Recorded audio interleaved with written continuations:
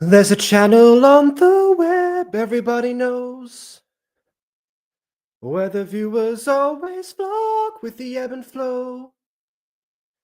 They delight across the lands with a plethora of stands, far more than most. Far more than most. Let's go. Don't have instrumental. From the moment you press play, they'll brighten up any day. What spell are we under? What spell are we under? Through my fright and ecstasy, through plenty of parody, the songs you want to cover, you'll be craving another. Let's go. There's a castle on the web everybody knows, where the viewers always flock with the ebb and flow. Classic tales and modern trends, I wonder how each one ends. I need to know. Yes, I want to know. Comedy or tragedy, they've done them so masterfully. That's a spell that we're under. Doubt there's truth and you're done for. From a wizard boy in school, a vizier and his golden rule, a bug as a ranger, will the fire changer. You haven't got to that one? From a catalogue so grand, let us now enjoy. Will we lend our eyes and ears, my minds employ? Nearly 2 decades they've remained, and they've kept us entertained ever since back then. So let's watch them again. There's a channel on the web everybody knows, where the viewers always flock with the ebb and glow. Classic tales and modern trends, I wonder how each one ends. I need to know. Yes, I want to know. Really wanna know. Yes, I wanna know. Yes, I wanna know. The people, it's upload again. Oh, there's a channel on the web everybody knows, where the viewers always flock with the ebb and flow. Classic tales and modern trends, I wonder how each one ends. I want to know. Yes, I want to know. Bum, bum, bum, bum, bum. Let's go. Welcome or welcome back. I am Faye. I'm God. I am Mother. And together we are the Butterbuns. Oh my goodness. Yes, I did in fact write that before. What do you think I was doing while I waited for Aim to come back home? That was my labor. Oh my goodness. I mean, yeah, normally I do like a verse or something, but I had extra time today. Extra time that we no longer have because, you know, these videos tend to drag, and the last one we got a lot of complaints about how long that one was specifically. So we should probably get cracking right off the bat, I think. So yes, we're back with Cinderella. Everybody knows. There's a channel on the web as well now. Anyway, yeah, so we're back with Act 2 of Cinderella's Castle. Apologies for the week extra of delay. That was on me because I wasn't there, and it was decided collectively that we best if all three of us were here. No, you were there. Yeah, we had Bake Up Judder. Yeah. You know. Yeah. Oh, I see. Okay. It was a completely normal stream last week. Naturally. I mean, they often are whenever I'm not around. The graphic that you made in 2020 of our dynamics still remains true, I think. Yeah, we may or may not have spent like the latter half of that stream, like half of the stream runtime. It was not half of the stream. It was like 30 minutes of a 2-hour stream. So a quarter then, fair enough. It was a little ridiculous. I apologize for that. We get very heated in our debates. Oh, okay, yeah, no. I mean, you do that even when I'm around. Remember High Musical Batman? Yeah, well... I remember High Musical Batman. Yeah, and Emily was arguing on BB's side because she thought it was funner, which was kind of a weird reason to pick someone's side to argue for. You know, because I mean, that kind of it's kind of like Nicole in My Street, right? Didn't she do that with the whole, you know, like with the whole like Garmel and Larmel thing? I mean, I don't actually, know. I yeah. Have the entertainment factor. Yes, absolutely. And hopefully we'll provide that today on top of what we have, which again is Act 2 of Cinderella's Castle. So let's... And here we go. We died. Yay.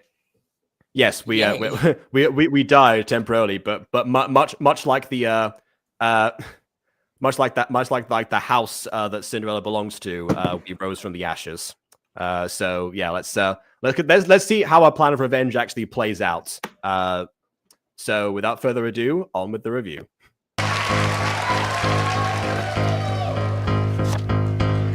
Lords, ladies, all citizens of the realm, presenting your indomitable... ladies, because I just think of your intro. Yes, and like it does come from somewhere. In fact, actually, the origin of Well Met Lords and Ladies was one of my lines in a play that was a collection of fairy tales. So, you know, kind of comes full circle in that sense. I don't think we mentioned last time, but I really like the way that they actually talk in this one. Because yeah, like I was rewatching Act 1 and it kind of struck me that, yeah, I mean, their dynamics like sound so convincing anyway, but we're still with like the language that will be appropriate of whatever time period they're trying to reflect, you know, which not really like one specific one, but you know what I mean. Which, you know, just negates all people who think that Shakespeare cannot be relatable if it's, you know, it's relatable if it's done correctly, people. Anyway. Indubitable, magnetic, majestic, and most charming prince. Ah, yes, just to remind people, we started off Act 1 with the thing was saying, you know, a tale of magic, something, and monsters. I think it was mazes and monsters, that'd be too specific. But the M alliteration is, you know, still remains. Well hung. Fucking asshole. Oh god, why would you want your announcer to mention that? I mean, that's a tad strange. Like, hello everybody. Do you not remember this character, Aiden? I do, but why would you want your announcer to announce that? I feel like that'd be a tad strange. I'm gonna be honest, sir. I don't know if you want. Yeah, it's not any. This is basically Ted Spankowski if he were royalty, right down to, you know, calling his closest friend useless. Anyway. Welcome everyone to my father's castle. Tonight, at this grand ball, we celebrate my imminent nuptials. Should any amongst you be worthy? I'm ready to be swept. Saying that to a Starkid audience is a recipe for disaster. We all know this. I listen. Saying that to our chat, like if a character from the Starkid says it to our chat, they're gonna go cray cray. There's always at least one. That's very true. At least one per Starkid member, it seems. Although I would love Max to say that to me. You know. Like I said, there's always at least one per Starkid member. Also, yes, it is called a codpiece, and I guess that's I guess that just, you know, helps with the visual of, you know, well hungness, let's say. That reminds me a lot of Dodgeball. I don't know if you guys have ever seen that one, but the main villain has like a massive dick, like a comically large dick, and it's like, oh, that's just a thing, and then his secretary or whatever walks in. And his dick is noticeably normal human size, and he like panics. He starts like pushing the pump and everything, so the balloon or whatever that he keeps down there will like reinflate as if the secretary didn't see that he has a normal dick. Ah, well, I guess you got to keep appearances with everyone. I guess there's the canonical answer. Yeah, but yeah, I have no idea anymore. Dodgeball's a great movie, by the way. It's up there with Spaceballs. Fair enough. Good luck, and let the frivolity begin! Yay! Oh, I can do that too! Frivolity!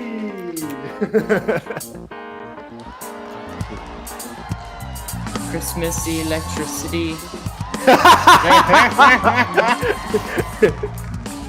You recognized him. And thought it was Corey. Listen. I'm very bad at people. Okay, I'm famously bad at people. Okay, Look, to be fair, like Starkid cast, we've seen, you know, many of them come and go. I also forgot Kim Whalen's name last time and got hounded for it in Act 1, so you know, I'm never getting her name again. I understand. Have you ever seen a more repulsive Speaking of, there she is. cornucopia of stinking man? Oh wait, no, sorry, that's Mariah. Never mind. Man flesh, yum yum! I did it again. God, I'm so fucking nervous! I'm gonna sweat through my skin suit! What do I say when I meet the prince? You won't Technically speaking, everyone sweats through their skin. Yeah. say anything. You will stand there and look as fuckable as you can muster.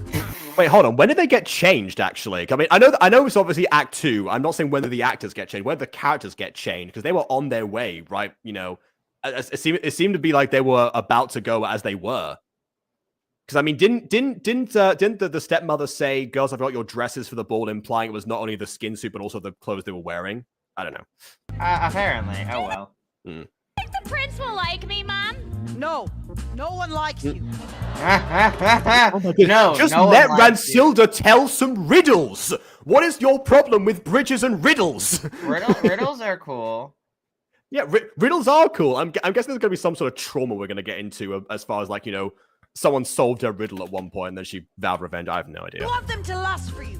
Don't be fooled by the man folks' pleasantries. Underneath their silken satin, they are swine. Take thy tiny plump cocks betwixt thy fingers, and they will become your willing slaves. Is that how it was with you and Dad? I don't think that's how men works. No, it is. That sounds like it. I don't think that's how men work. Please, your father was Well, here's the question. If Max did that to you, what would happen? I don't know. I have standard. I don't know. No, you don't. Shut up. Don't give us that bullshit. No, you okay, don't. it's complicated. I don't know. Okay, listen. I have willpower, sort of. No, you don't. I am. I will bite your. You don't even have enough willpower to finish face. your sentence to backtalk me. What the fuck are you talking about, Aiden? How about you grow a spine before you talk about willpower? Okay, can we get like another meme from the chat right now, but have Aiden on Putrus's face and Bibi like just berating him and me in the corner watching what's going on? Fuck you That and needs to be- fuck your riddles. How dare you? My riddles are amazing. Oh my goodness. Okay, I Don't think I make left it on start the. stating some slam poetry. Oh my goodness. Imagine if she turned to slam poetry instead of riddles. Oh my goodness. Okay, I think I left the image on screen for long enough. We'll see what the chat generates. Let's keep going. We did battle across the bridge of Fell Doom. We plummeted Oh, to his bridge. lair for a night of slime Yeah, see, yeah, more bridges, of and course. seed. And in the depths of my ecstasy, I tore the head off his shoulders. For only like one a may leave the Primantis? mating hole alive. I'm sorry, why did the audience cheer for that? That's Ella's father. Monsters. The loss of you. That is the troll way. What? No, was that Ella's father or was that the stepsister's father? Because it may have been the stepsister's father. That's also true. Yeah, that's fair. Because You know what? Up in the air. they presumably have fathers, unless the trolls mate like. Oh my wait, ghost- no, because they said with you and your dad, so they are referring to her first husband. Fair enough. Yeah. All right then. Romantic. Yeah. Proceed, audience. I love hearing about my dad. The humans play a more tedious game. You must tease the prince. Lure him in with your wits and wiles. Okay. Flirt, fuck, and then rip his head off? Not yet, imbecile. Yes, stupid. They're going Yeah, Primantis ugly. method. Pretty much, yeah. We know how that worked for Xander. And here, my prince, the Lady Ashmore, as I'm sure you'll recall. Ah, yes, from the river. Who are these pretty young things? My name is Putrus. It means vomit-inducing. Uh, I'm not supposed to say anything. Right, Cool. okay, You look like you have bear claws, like yar. Yeah, I know I said this during Act 1, but I love the way that Putus and Ransilda just have not figured out like the human movement as of yet. Like just even that alone. It says so much. Well, who's next, Thaddeus? Yes. Wait, he hates me! Stop him! Excuse me. You shall not Yes. pass! Oh Oh, God. okay, here we She's gonna go. start doing riddles. She's doing riddles. Run! Here we go. Here we go. Riddles, riddles, riddles. Until you answer me this riddle, see? Right to the... Windless I blow, oathless I take the knee, handless I milk the snake. What am I? A male troll. I don't know. What are you? Take me to your bedchamber and you'll find out. What? That's great. Well, okay then. I mean, I guess that works. To be But also- perfectly honest, this with the That combined might win edge of these against two. me. Wow. Okay, talk about willpower, everyone. All right then. I was going to say it might work on him, and they would be somewhat, compatible in what they're looking for, aside from the head ripping off. But okay, I guess we'll go with that instead. Yeah, I don't know. It's confident and a little bit quirky. Why not? Oh my god! There you go. Confidence is really my main thing. Honestly, Riddles as pickup lines has some potential. Not gonna lie. Answer me questions 3. If my partner doesn't have the patience to answer me a riddle 3 to go on a date with me, then I don't want him. What is your name? What is your star sign? What is your phone number? There you go. Questions 3. Windless she blows on her knees. Oh, nothing splits my sides quite like a blowjob joke. Oh God! You're What gonna did get I tell praying you? mantis. What did You're I gonna tell get you? praying mantis. Compatibility. gonna get Aside praying from the head mantis. ripping off parts. It's funny because we freak out over the head ripping off part here, but we never batted a fucking eye in the spaceship musical or whatever it was. They were insects. Of course, that was what they do. It's what they do. I don't think Bug would have done that to February. I think he would realize that's not, or ask February to do that to him. I think that's probably where he would draw the line. I think there's a February, difference. rip off my head, mommy. Oh, Bug! I would love to, but you see, I'm pretty sure you'd be dead.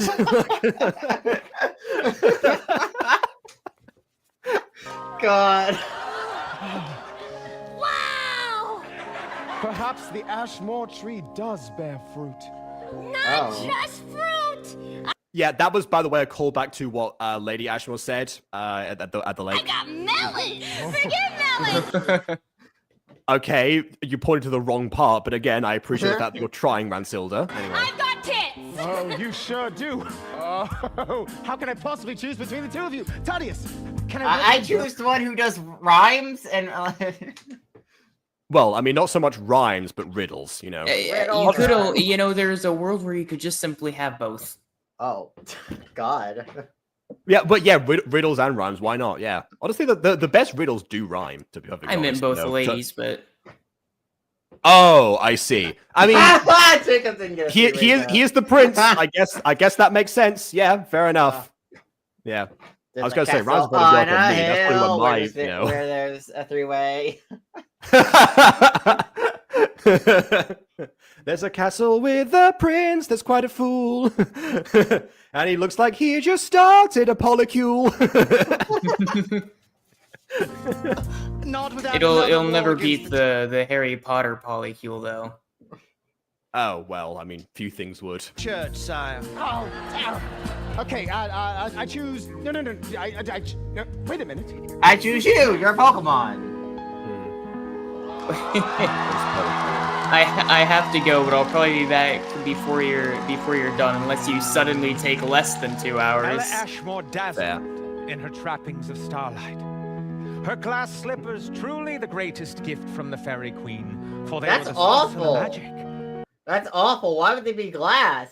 Okay, I know it's original Agent, they're always glass. It's the story of Cinderella. It's never not been glass. I know, And but I'm it's just saying, also- why would and you it's- have glass? Why would anyone want to wear glass slippers? Like, if they weren't magic, like, come on, they're glass. That's awful. They are, though. Remember, the gods are neither good nor bad. They simply are. I feel like the goddess might have just wanted to prank her a little bit. You never know. Like, listen, now don't break any part of your shoe because you will get your foot stabbed by tons of shards of glass. But No, it is magical. What do you? No, like, I imagine the conversation would go like this. Be careful not to break a single particle of these glass shoes, or else suffer the consequences. What do you mean, consequences? Do you mean that you'll enact some terrible revenge against me? No! It will get infected! You forgot to take your tetanus shot this year. I have command over all things in nature, except for tetanus. My mortal enemy. Oh, God. The nature to be spirits fair- versus tetanus. To be fair, aren't the Fae like weak to iron in like a lot of mythologies? So I mean, where do you get tetanus from? All right, That's yeah. That is fun fact. That's why the lucky horseshoe is called a lucky horseshoe. It's because it's made out of iron, and so whenever you're traveling around the forest, you wouldn't get tricked or messed with by any Fae. Fair enough then. I also found out the iron was because it was like the most like unnatural thing of the time. So now it must like be plastic. I think that was like a Zach Speaks Giant video about this. Wouldn't silver be more unnatural than iron? Because silver is Is found in silver is found in nature. Well, so is iron. So silver and iron are found in nature. Actually, now I think about it. Isn't silver like a combination of iron and something else, like mixed together? No. You're probably thinking of you're probably thinking of like some alloy. No, silver is pure. So long as they remained upon Unlike Ellen's us. feet, the good fairy I don't think those are glass. Those look like they're just silver shoes. Okay, so Yes. Aiden, here's the thing. You just spent the last like 5 or 10 minutes whining about the glass slippers and how unsafe they are, and now you're gonna complain that she's not wearing real glass slippers? Well, I want the show to be authentic, Phoebe. Why can't the show be authentic? For the same reason you version of just whined about why What version of Cinderella has trolls in it? It's already authentic. But you gotta be authentic, guys. I don't know. I'm being stupid. Anyways. correct. Okay, moving on. to see Ella's sweet dreams come true. Here at the ball, the slippers cloaked her in a glamour. None would know her as the town's pariah. Mostly because they can't see her face yet. The lighting hasn't given us that opportunity. Also, her dress is glow in the dark, apparently. Well, it's made of starlight, so it would glow in the Yeah, dark. Again, that makes sense. Mysterious as she was beautiful. It's also sparkling for the same reason. There we Everyone's go. staring at me. Oh, the fairy queen spoke true. They're I mean, I partly because of the love beauty, them. but also because you have two gigantic talking animals that work on 2 legs. I imagine that would also draw some attention. bewitched by the magic of the slippers. Don't touch the slippers! Oh. Insolent boy! Sorry. They're bewitched by my lady's loveliness and poise. Oh. But fear not, no man shall approach thee whilst I draw breath. Except for the prince, of course. If Ah, yes, have standards. Only sell for the prince, yeah. he is worthy, we shall cross swords and see. You will not duel the prince. But I must. I cannot entrust your care to a man with no skill at arms.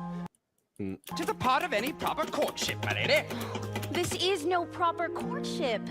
I'm gonna throw this one out there right now. I'll say it's more than Cinderella. Next to a talking frog, she looks a lot like Tiana.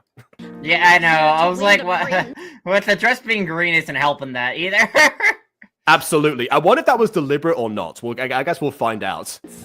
That's what happened with these two. If the prince decided to go for her after all. I'm here to ensure that they don't. It matters not. I shall not leave your side. It is my vow, my solemn oath.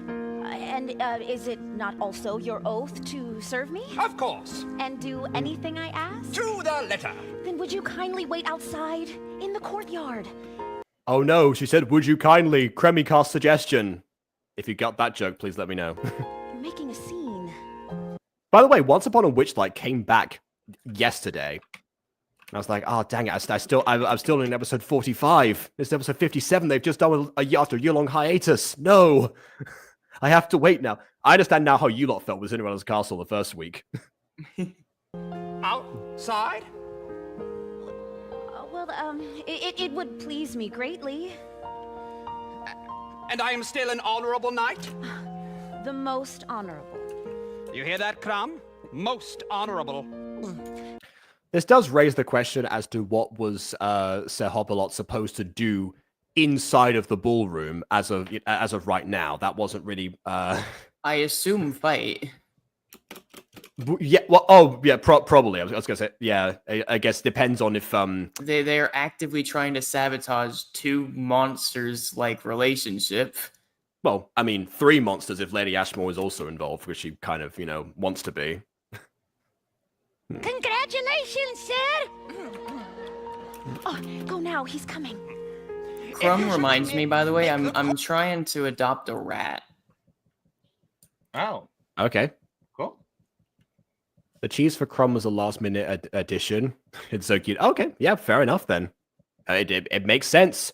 I imagine it probably swiped it from the ball or something. There's a big slice of cheese in the corner somewhere on the table. That's a massive slice of cheese. And I'll be at your side, ready for battle. Yeah. Well, there are plenty of guests in this room. Yes, anyway. thank you. Make the tweet of a titmouse, and I'll be sure to stay away. Be gone, frog. It's very consistent that Sir Hopalot, when given the chance to leave, always seems to remain by Ella's side. Because that was what happened before when he was still just a regular frog. He could have hopped away and slipped away from her fingers several times and could have escaped very easily in Act 1, but didn't until he was actively told, be free. By the grace of the 9 good gods. Such beauty. There are 9? Wait, I thought there are no good gods. There are no good gods. No, so that's a reference back to Act 1 again, when Ella said, that she mentioned the 9 good gods to, Fey godmother person, and that's when the gods are not good or bad, they simply are thing came from, and she also mentioned that apparently she's seen many gods come and go, and they all lies from the world of men. So, I mean, the 9 good gods could just could be just that essentially, not really not really something to pay attention to, or that could be a double bluff. Maybe a Fey godmother person is not clued in. She was imprisoned after all, which means that someone must have put her there. Food for thought. Brilliance. I never dreamed I'd meet one of heaven's stars. Did you ever dream you would dance with one?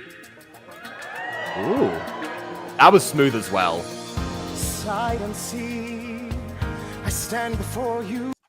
I was gonna ask where the the trolls were, and there they are in the corner. Like, well, I guess they got a good talking to, and then they never decided to pursue the prince anymore. Okay. A witness to a luminescent goddess.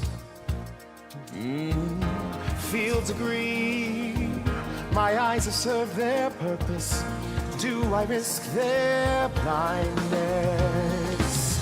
You Goddess of Light, that's right. Like a neon light. No sense in turning you off.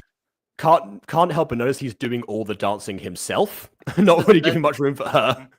Well, you say and that, again, but she's wearing glass slippers, so maybe she can't dance that much. Well, no, I mean, the thing is, you mentioned that. I didn't even clock that, but maybe that is an intentional choice. Because, I mean, that's true to their characters. I don't know. We've seen her dance on a few occasions before. Sure, but he's really selfish. He's Okay. idealized himself to a certain point. So the idea of, like, let's dance is just watch me dance. You could also say the reverse. I'm going to sound like you for a second here, BB, but actually, I mean, if he did call her a goddess before, perhaps the fact that he is revolving around her is meant to be symbolic in that way as well. Oh, that's an interesting one. Yeah, sure. Okay, I can see I that. thought you found that interesting. By the way, I recognize this dance move as well. That's the same one that Professor Higgins did at the end of not the end of Showstopping Number, but towards the end, like the world may come crumbling down.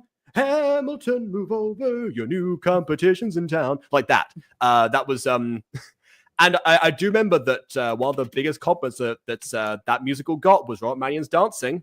So I wonder if that was a if that was a conscious choice, being like, I can do it too. Watch me. You know I will not ever sleep at night if you leave the light on. What's its power? I see outside. Look how like begrudging Ransilda is, and even Putris as well, just like, ugh, fine, I guess I'll do this, whatever. Myself. Is it the echo of future starlight? A moth to flame, I'm drawing toward this ember.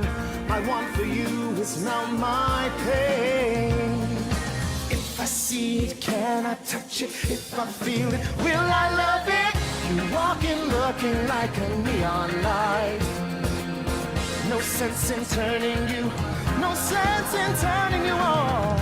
You know I will not ever sleep at night if you leave the light on. Okay, I was gonna say, I'm surprised you said turn off and then didn't say it about turning on, but yeah, leave the lights on makes sense. Also, there was another line in there that I had to mention. You know, will I love her?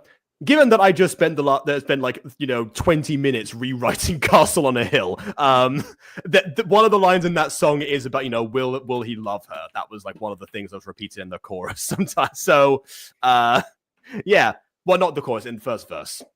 Well, I think another thing is Fester made the point, like, she's the sun, everyone is in her orbit. The thing is, the orbiting was relevant quite a bit in the first act as well. But I think the idea of like the sun is an interesting touch, because you do have in this song where it is referring to the sun a lot and like an ever bright light, and the idea of her as a light has only ever been present post, in Act 2, right? Post trappings of a Starlight, but also you have the idea of like the sun, and so it's like, yeah. And also, what's the sun made out of? Well, actually several things, but mainly fire. So Yes, fire, and also, Ashton, etc. yes, that and it being the star. Also, James is frequently the choreographer. He got moves. Yeah, also fair. Also fair. And we saw that much from VHS Christmas, so we're not dismissing that, but given it was that specific move, I thought, this is familiar. Oh, there we go. Now she dances.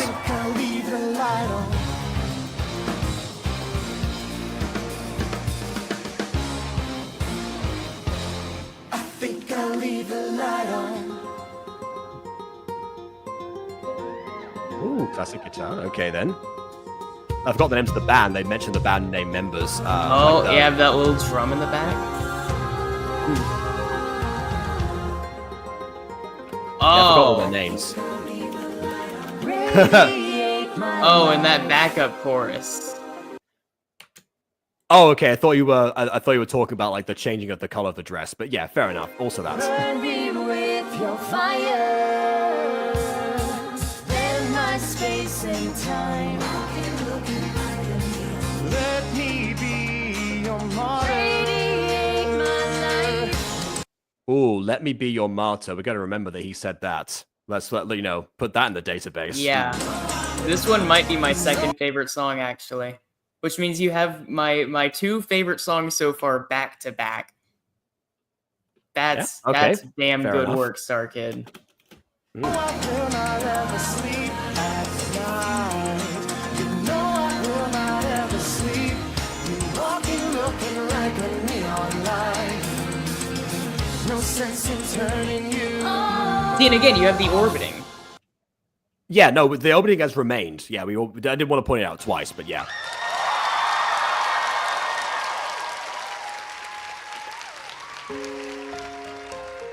sort of the castle. Yeah, I will say that's some Starkid goofiness. Yeah, of course. You know, we got it's no matter what happens, it's still a Starkid production. Absolutely. I actually watched a short today. Because it's recommended alongside Cinderella's Castle. It was a short where Kurt Mega is interviewing Jeff Blim, and it talks about what's part like the Starkid vibe is the music. Like what's does Jeff Blim have to bear that in mind? Like what makes like a Starkid show a Starkid show? And he says that there are certainly some parameters, but there's and ultimately the main one is the vibe. So that is something that they do keep in mind all the time. Or at least Jeff does. I assume everyone else does as well. My boyfriend. Oh. It's funny to me that only in this one song one can actually be the Princess Charming. Given what the first scenes we saw of him, yeah, accurate. I do think it's interesting though that like you look at like what all he's doing, it's not so much that he's let's not say he hasn't changed at all. He's definitely treating things a little bit differently, but like in the wider scheme, it's not that uncharacteristic compared to what we've seen before. I think what's interesting is seeing how the dynamic and like the inclusion of Cinderella has changed the perception and the treatment all around. I mean, yeah, to be honest, great from a main character perspective, because you kind of want that rather than the main character in a fantasy feeling boring by comparison. It's a very common trap that is not present here. Also, just got to point this out: your name, the Flora from D&D, is is fantastic. Yeah, that's pretty great. Yeah. If anything, we may be resuming our D&D playing on Sunday, depending. I think that's what Aiden said. Not guaranteed, but we'll see. At least in UK, we like to exactly call vulgar people charming. I mean, his song was referred to as vulgar by, I don't know, whichever lady he was courting before we saw him in Thaddeus for the first time, so maybe there's something to that. What's she have that we don't got? What's that? It's the only thing I could find that looked any good. That's a chamber pot. You want? Yeah, you want some? Nummy.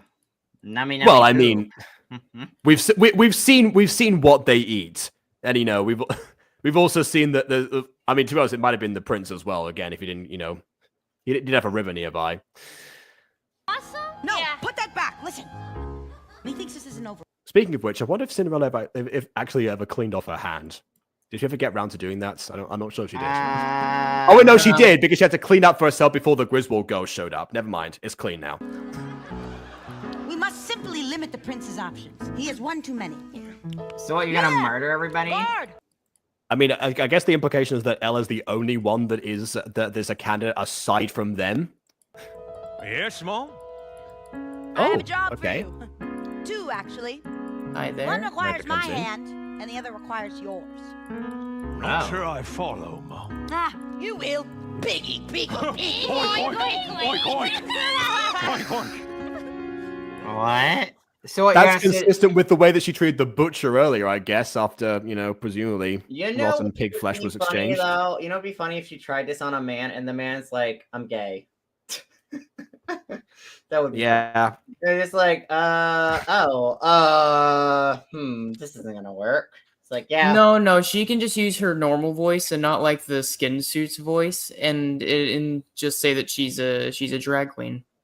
I mean, I was gonna say, I feel like she probably would have to maybe change the skin suit to something else. Maybe I don't know if they have spare skin suits. So I think they only. No, have they one don't. set. They don't. But they're at the ball currently. They could find one. How are they gonna murder someone without anyone noticing? I feel like that'd be kind of hard. I'm gonna be honest. I mean, she did just drag somebody off stage to presumably a private Oink, setting. oink. Oink, oink, So apparently. yeah, I mean, what's more pig-like but getting your guts removed for consumption? Of course. Hurry! Thrust! No, mind your footwork, Crumb. Sorry, sir. I tripped on my tail. He sounds like This is Mort such a from lot. like the The Madagascar franchise as a whole, but yeah. large sword for such a small So, mouse. I think this is a Small mouse?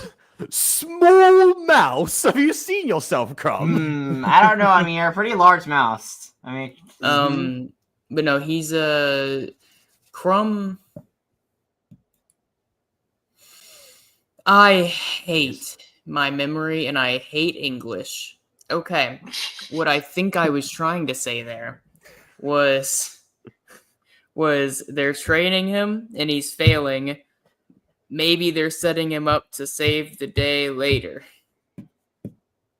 potentially. Potentially. I mean, both of these characters have got to do something later because they really haven't thus far. So we'll see. A knight is not measured by the size of his strength, Crumb, but by The strength of his heart? No! Oh. No! The length of his sword? Mind. Oh. You must heed my lessons, boy, if you are ever to learn the true meaning of honor. Yeah. For Ah, yes, the sharpness of your mind. Very, very important, Grigo. a knight is nothing without it. His blade is honor. His plate is honor.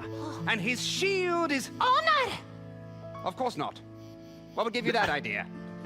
A knight's shield is stoicism, my boy. Of course. Oh, I Interesting. see. That's a curious theme. We go back to, so I'm noticing if this is the third time now, where they're kind of drawing a connection between I guess the Ares and Athena dichotomy of like strength and mind. You had in Act 1 where there was Cinderella, where it's like use it sparingly, right, referring to like a moralistic idea of like of whether she should use it, and what does the goddess respond? No, hardly, right? So it's use it, but use it. She said but wisely. Use it. She said wisely, hardly. So more connected to Athena there. Sure. You have this where it's where you have like Mort, right? Crumb sitting here being kind of playing on like the classic like fairy tale interpretations of a knight, where it's like, oh no, the greatest strength is not the sword but the heart. And again you have Mr. Frog over here saying, no, it's not the heart, it's the mind. And then you have him pulling out like the honor and stuff, but then you have it kind of played into a joke where it's like, oh, and you know what the shield is? Honor. No, it's stoicism.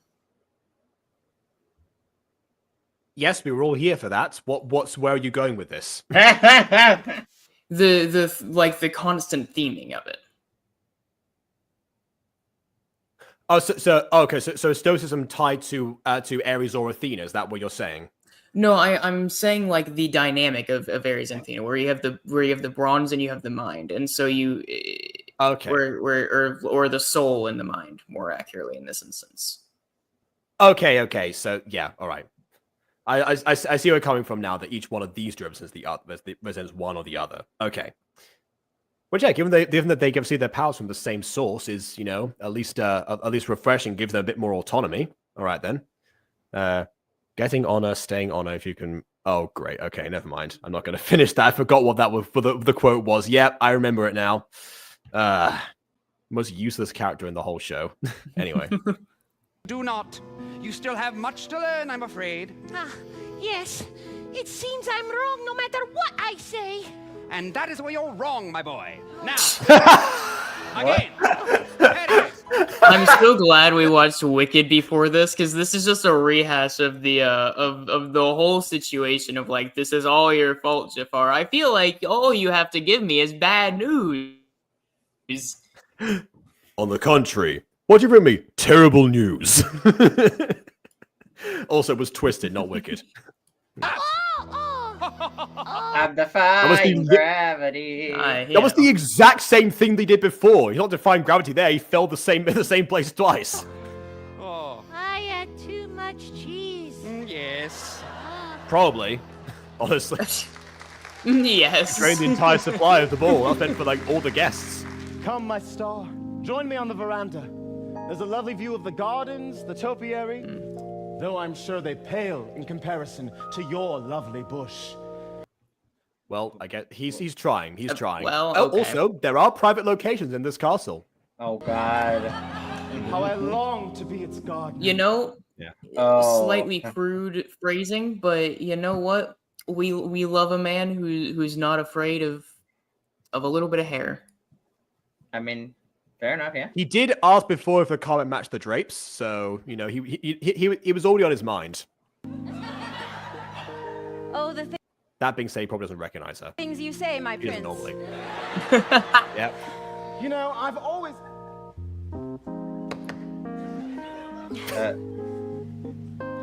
Do you know how hard it is to sit in this dress? It's really poofy. Apparently not very. Very poofy, okay? You know, I've always He's very been trying.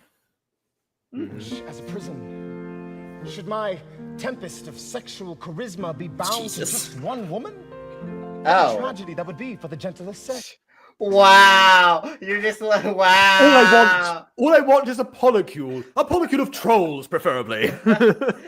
Yeah, you know. Wait a minute, he's King Schmebulock of Goblintopia. It's another Evantress reference. But now, I've seen the light. Oh, my star okay. shines. No more polycules for him. He's By found the way, someone even better. that could be another Disney reference right there. We've gone from Cinderella to Tiana to Rapunzel now. On me. Marriage with her would not be. Yeah. Also, Schmebulock is another Disney reference. Smack you law. Yes, but that was one that I made. I was count that for them. Sure, I know. You just said Legends of Evantress, and I was like, no. Well, yes, because King Schmebulock is specifically a Evantress reference. Oh, You know, sure. Schmebulock from Gravity Falls was not a king. I don't think he was. No, he wasn't. No, I think he was just a crazy one. Hmm. Oh wow. That might be the most romantic thing I've ever said. Wait, hold on. I'm gonna rewind that. I missed that line. No. Wait, no. Further back. As a prison, should my tempest of sexual charisma be bound to just one woman? What a tragedy that would be for the gentlest sex. But now, I've seen the light. My star shines upon me. Marriage with her would not be a prison. The rest of the world would be a prison from her cunning. Yep. Okay. There we go. First, I thought that word it would have been fairly romantic. By the way, they're referencing a star, and this is technically a connection to Princess and the Frog when you think about it, because that movie had the Wish Upon a Star referenced, and that was part of that movie. So, well, I mean, that was originally from Pinocchio, but yes, it did come back in. It did come back into play in some way. Oh, and they obviously Wish too in the more recent year, but it was in the Princess and Frog, and you know, green dress. Pinocchio. There's a song in there somewhere. Thaddeus! Thaddeus! Yes, I thought we were alone. I thought we were alone. He's just gonna. Wait, was Thaddeus off in the wings just in case he got called? He was like, I don't wish to intrude, my prince, but I will stand here and observe. Oh, God. Something about a prison and Cunny and... Do you remember what it was? I'm quite full of wine. Perhaps my prince could do with a trip to the vomitorium. Perhaps. The vomitorium is an amazing idea. You are correct. I imagine that's where Rancilda is right now, you know, trying to wash down the snack she had earlier. Thaddeus, do not The let yummy, this yummy one out snack. of sight until I return. Stalk the woman! Watch her! And filth. Can you imagine what happens if he makes his polycule of trolls and yet and Thaddeus is the one that falls in love with Ella? Imagine that. With the sweet nectar of my lady's flower. Yeah, the audience caught onto that one. You could hear the groans from some of them. Thaddeus has seen so much. Yeah, he probably wasn't far off when, you know, the lake incident happened. Oh wait, no, he wasn't because he was called over because he needed to wipe. So yeah, he's seen a lot. So that's true. So he's been rejected by all the reputable. It's crazy because it's crazy because I want so badly. I almost did say it before I stopped myself. I was about to say, well, you know, pretty much anyone would be a better partner than the prince. After you mentioned, oh, what if it's Hattie's that falls in love, and then I was like, oh no, actually, we've seen infinitely worse multiple times over. Yeah, we've seen what it passes for a knight in these parts. Ella said that much herself. Oh, so my house is of ill repute? I didn't say that. Oh, perhaps. I mean, you also didn't reject him. Well, you know, well, I mean, yeah, I don't know. You meant in disrepair, to put it delicately. I mean, that is... both of those things are accurate right now, so I don't know what you're getting at here. Okay, well, trying to make she's in disguise, and I think she's referencing what was said in Act 1 about her house. Oh, wait, no, that's right. Thaddeus did say that to the prince himself, yeah. Conversation. Try harder. Girl, you're in disguise. You're in disguise. Don't give yourself away immediately. Literally. Yeah, I was gonna say, when you mentioned there was a callback to that Act 1, it's like, well, she is giving herself away a lot here. It's like, yes, I'm in disguise, but I'm just gonna give myself away, cause why not? Maybe Thaddeus just, seemed to be like the trustworthy person to her, in comparison, I suppose. No, I think she just exudes enough confidence to hold the cards. To be fair, I have no idea who you are, so it can't be very reputable either way. Dang. And what house do you hail from, sir? Oh, pardon. Sir is what you call a knight. How do you address a servant? A peasant. Kindly, I suggest. Haha, prepare your yes. food and guard you while you sleep. Yes, well, since we're giving advice, speak more gently to someone who could have you broken on the wheel. Good night, tedious. It's Thaddeus. Wait, my lady, please. I like how he's actually fighting back. Like, it's not a case of like, oh, she holds all the cards. He's dealing some of his own. Forgive me, I was instructed to entertain you in my prince's absence. To stalk you, Is it your habit to disobey commands? Let's start over. Sometimes I disobey commands when you ask me to wipe, because that's weird. Well, I mean, I feel like he doesn't disobey those, because otherwise the prince would probably... I mean, he said he's beaten some rashes before, but not of that nature, I don't think. For any and all offense. Not accustomed to having my cleverness matched. Oh god, he's a love interest, isn't he? I didn't notice any What did I tell you? cleverness on your part. And I set you up for that one.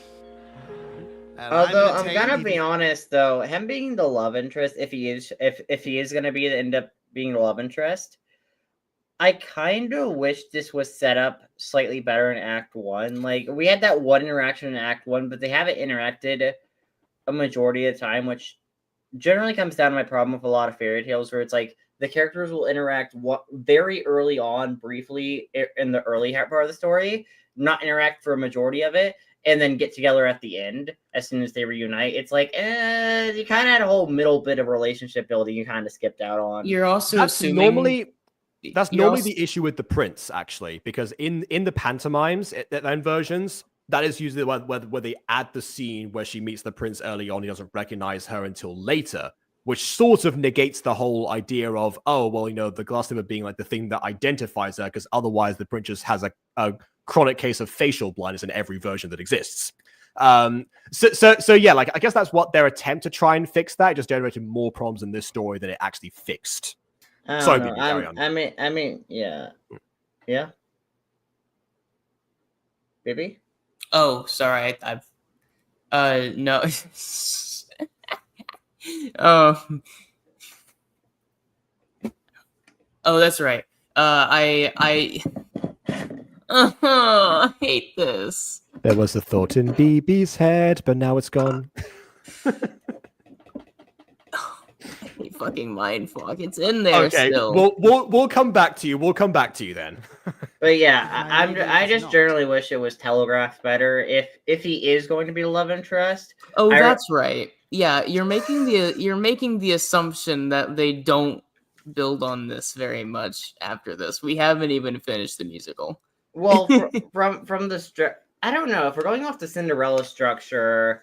We probably have 1 to 2 more scenes at the ball, and then we have the running away scene, and then we have the search, but they don't interact during the search to the very end of the search. If we're going off this one, there's probably a bloodbath somewhere as well. Which, by the way, reminds me that I was supposed to give like a gore warning again because that was in Act 1, but we haven't. We didn't say that at the beginning. Someone recommended it to us that we should just say that at the beginning. Yeah, like right at the beginning, Jar of Sapphic said, "Run people for the gore warning for this act when you start." Yeah. Sorry about that. Forgot about that. I guess you got to the vomitorium yourself, but yeah. Save some seats for people who are a bit squeamish there. But yeah, I just wish they had at least a handful of more interactions in the Act 1 before, if they do, and if they are going to be the ones getting together. But I wish they set it up a bit better. That is true. Yeah, we are only 15 minutes into Act 2. We're an hour into the recording, so yeah, that's fair. Let's keep going. I didn't say that. So, I forgot what you actually did say. You must be pleased. The prince is looking for a bride. He'll choose you, obviously. Really? What makes it so obvious? Well, who wouldn't? There we go. See, that's very transparent. The prince is a simple-minded man. He responds to visual stimuli, ergo, vis-a-vis, there's the dress and the... Is this the first time you ever told a girl she's pretty? Because you're making a dreadful mess of it. Well, he was doing fine until he doubled down, honestly. Kurt has such good heart eyes. Yeah, this actually does remind me of Agent Kurt Mega talking to Tatiana for the first time, trying to win her over. So yeah, honestly, kind of on par for his acting, I suppose. You also don't hear vis-a-vis very often. No, but I've already talked about how I like how they talk in this one. You know, they've some of the vocabulary that they would use in here, or like the way that they structure their sentences. You know, it's very. I would say of the time, if this were representing any particular time. Anyways, what I cannot fathom is how a woman of your wit would find anything remotely alluring about the prince. Oh, well, he's gorgeous and has a castle. What's so hard to fathom? I oft forget the castle. But he is also perhaps, and pardon me for saying I forget that. I hear it's on a hill. I was just thinking that again. That song is like so ingrained to me right now. I listened to it like 8 times to get that parody down. So it's just not going away right now. Your sovereign, the most repulsive man being I've ever met. The one audience member that started there must have been so proud of themselves. Wait, weren't they clapping earlier for the prince, and now they're clapping when she's insulting the prince? Make up your mind, audience. Do you like or hate the prince? I think you're making the assumption that it's about the prince, and not that they just like her being sassy. Or that it's the same people clapping both times. It may well be from a different part of the room. My ear is not keen enough to discern that, unfortunately. Well, that's treason. No, that's reason. Okay. So, not for love. Yeah, see, rhymes. Like I said before, see, if Riddles works on BB and, I don't know, whatever Max does works on Hayden, rhymes works on me. There we go. You must be here for the crown. The prince. Don't you mean, we love the prince? Wink, wink. The crown. Speaking truth, I had not thought that far ahead. That's a lie. Your previous song in Act 1 said Princess Bride to Be. That's what you were born for. You've definitely thought this far ahead. Well, then perhaps you better. For the prince will choose a bride tonight. But I must warn you, it will not be a happy marriage.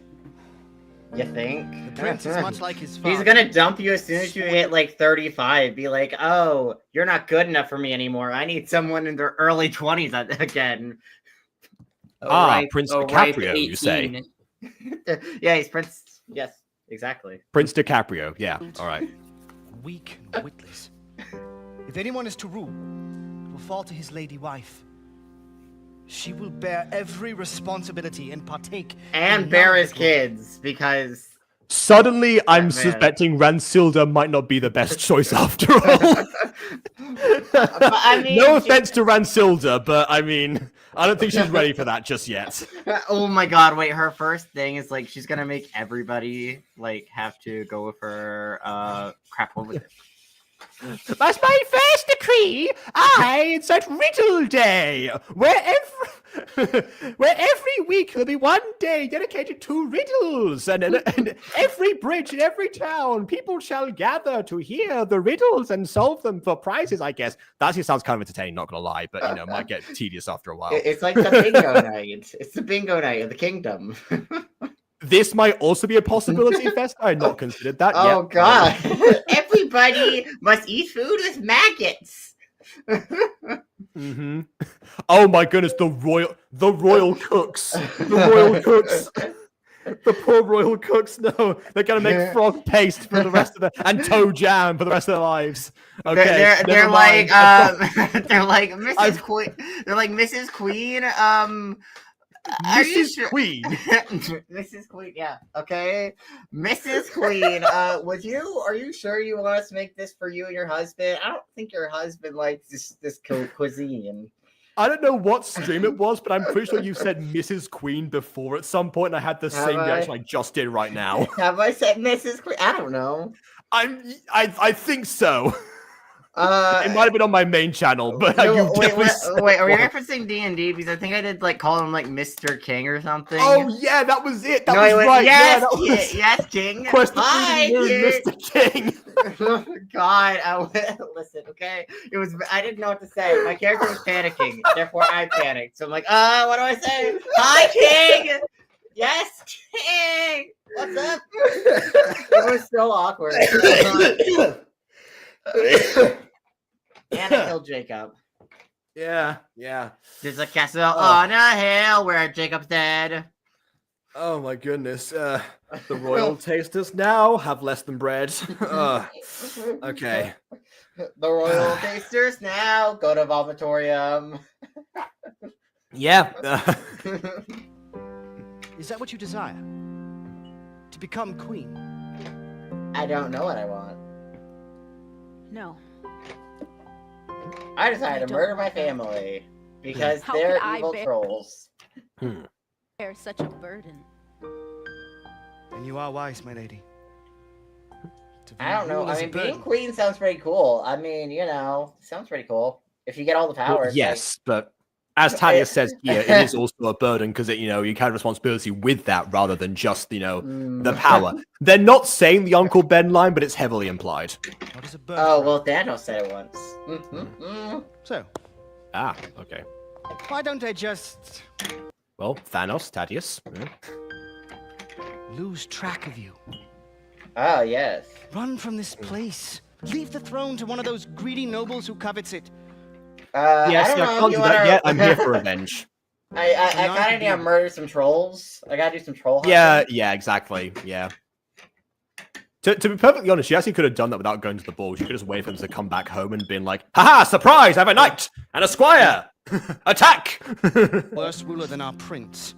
Hell, I'd even take. Well, honestly, though, beating them probably would be better if she caught them off guard one by one rather than together, because you do run the risk of them because you have it's like a 2v3 at that point, and you do kind of run the risk of the problem is that they're all together anyway at the ball. They haven't split up as of yet. You got that could have been a good mission for Sir Hopalot and or Crumb. I mean, we know they like Frog. He could have used himself as live baits, literally. Like, what if she goes to the main hall and she's like, oh, I'm coming, Prince. I would love to. Oh, Prince, yes, I'll wait in the study alone with no one around me. Let me go there alone. Let me slowly walk there. Hopefully, no one jumps me. I mean, I feel like just inviting the prince over would have the exact same effect and be much faster, but okay. Lose track of you. I gotta go murder some trolls. I'm gonna, I don't know, something. They're holes. I'm gonna stab their holes. And that is my goal. I'm gonna stab them until they die. Da, da, da, da. And they're gonna cry. Da, da, da, da.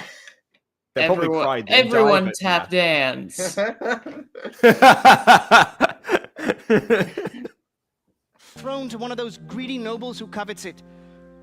For none could be a worse ruler than our prince.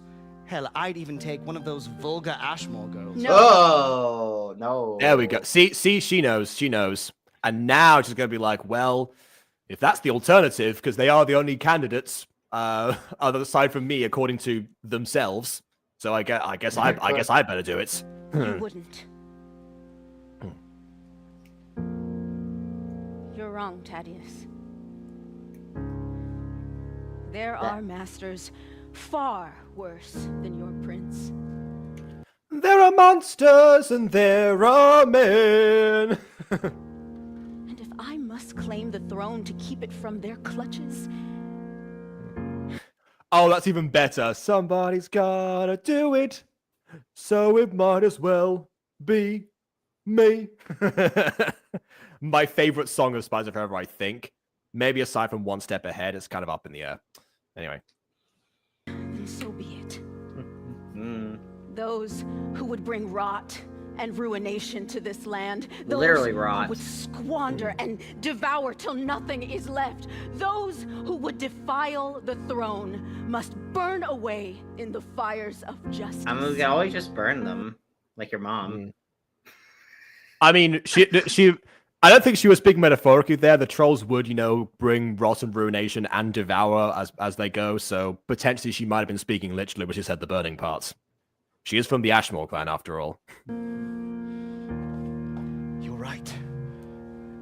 We can't just kill the king, can we? How would that work? What? No! We're not gonna kill the king. We're gonna kill the Ashmores. Okay, so one thing that I was going to say before when we were talking about Thaddeus being I mentioned before that Thaddeus seems to be the more trustworthy person to Ella compared to the prince.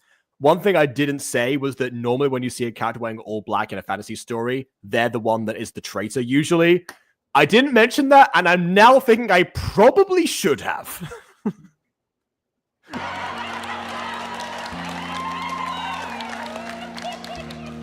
I'm not talking about the king. Neither am I. That is fair. They were mentioning the prince exclusively. I didn't say anything. This never happened. No. Yeah. Sure. Wow, he really is. He really is Agent Mega again. The night has taken us all places that we dare not go. I'm sure. Yeah. Okay. Yeah. Go. Enjoy the party, my lady. Okay, I'm gonna ignore that potential assassination attempt. I'm gonna ignore that. Yeah. Is that what it would take to ruin her designs? Is that my sweet dream? I mean, sword to the face might also do the trick, but you could just stab them a lot. I don't know. Yeah, I mean, I'm sure being queen would definitely be a method, but bear in mind she still has that crossbow. Just as the rain might fall, I've been bracing for years.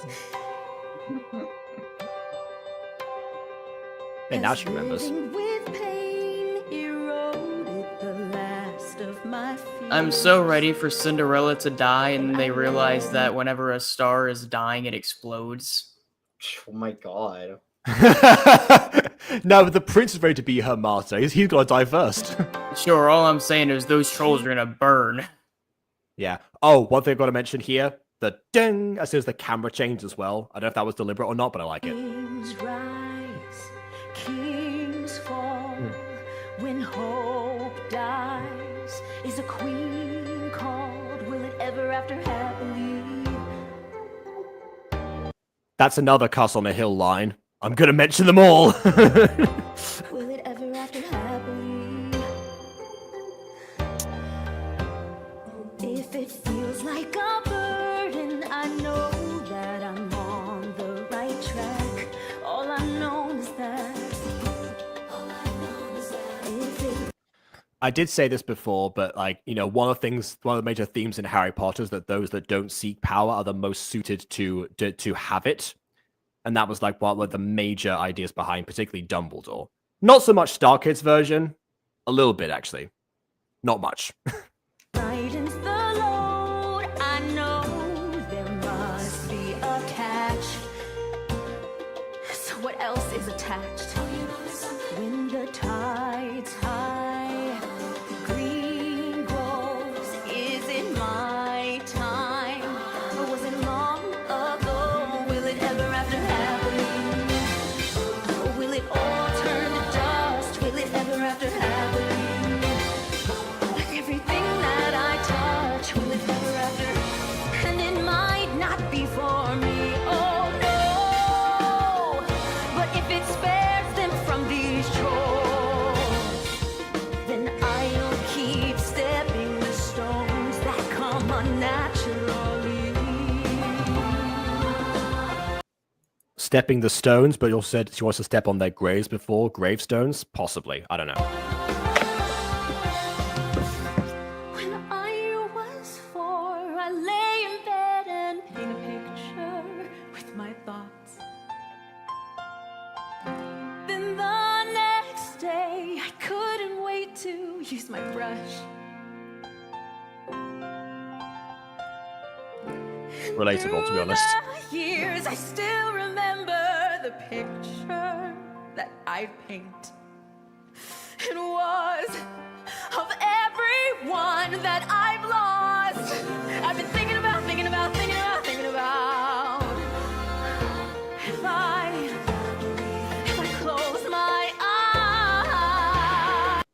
You know, now we've got the thinking about line from Act 1 again. I also got to point out something. Remember you said that you lot mentioned before that the choreography was literally like mimicking the thinking about song from the beginning with the Griswold girls versus the stepmother and stepsisters. I will say this: 2 things. One, there's not throughout the whole song like I thought when you mentioned that. It's like, oh, did I just miss out everything? It was a few bits, but also one thing that also kind of that we didn't, obviously because we didn't like catch it the first time. Those 2 songs have vastly different tempos, which might also help with the fact that, you know, they weren't so comfortable in their own skins, technically speaking. So maybe that was why. But still, it's just one thing that's like, okay, they're not as similar as they were let out to be, but they are still reminiscent of one another. I just thought of that when we her thinking about a faster tempo rather than a slower one, like the I Look Good song. And BB is dead. I don't know what happened.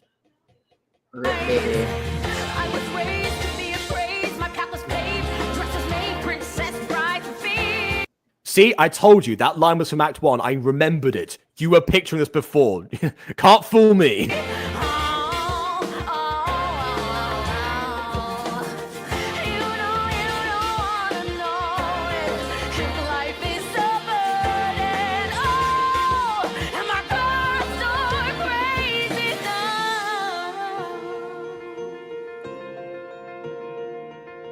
Living with pain eroded the last of my fears.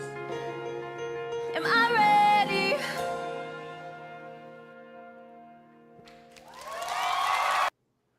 Interesting. You normally have, we said that like at the end of Act 1 there was a little bit of like a callback to some of the lines, like Castle on the Hill again, because of course. But that's normally where you have like the song that like that reuses a lot of the parts from like the fusion of the Act 1 songs at the very end, like tie you off for the intermission. It's rare to have it, I think, like as the second song in Act 2 versus the end of Act 1. I mean, it definitely. I mean, I guess it's a case of wherever it works the most emotionally. This is like a big, turning point for her, particularly. Now she sees a bit more of a clear path rather than just a vague desire for revenge. Now she's thinking of how she can actually acquire it. Maybe that's why. Yeah. What a goddess. How ironic.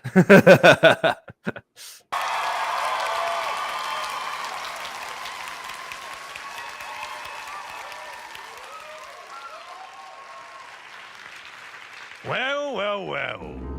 Looks like someone made some fans tonight.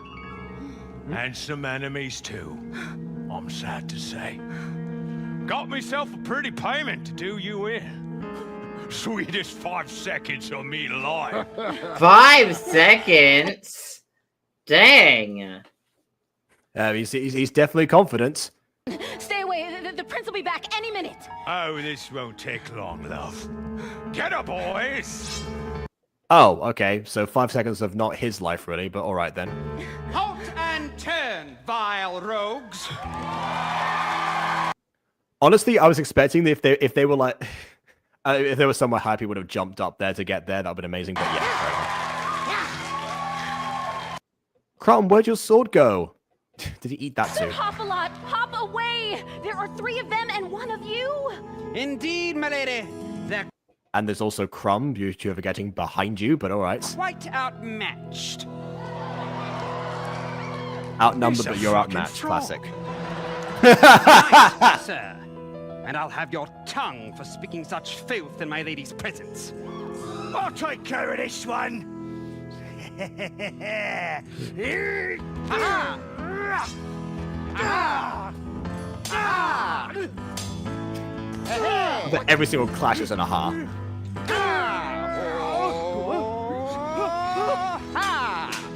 You're beaten. I guess, there you go. One hit's all it takes. Alright then. 1 hit is all it takes to get defeated by me. Possibilities. Spank you in the cake. How am I doing, Crumb? You're doing great, sir. You beat them all off. Phrasing, Crumb. Oh, Oh. Dang. I mean, after the prince, what is it? Is anything surprising anymore? Wait a minute. Wait.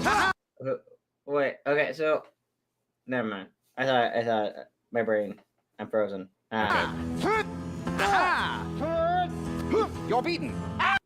I mean, this is a good point. You know, that going 1 by 1 is definitely not helping. If they could have very much outnumbered him if they actually worked together. oh, good job, sir.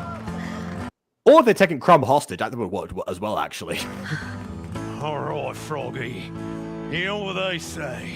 If you want something done right, yourself's gotta do it.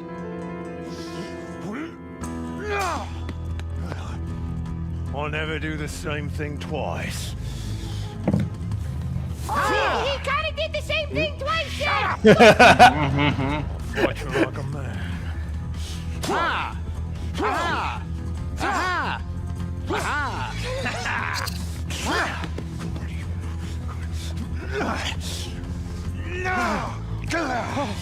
My lady! Look me in the eyes while I kill you. Oh, I Oh. can't look. Thank you. Just kidding.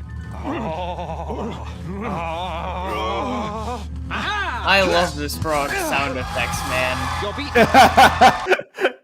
No, you know what that reminds me of? There's a Studio C sketch that we haven't seen yet. That's about the Cookie Monster, and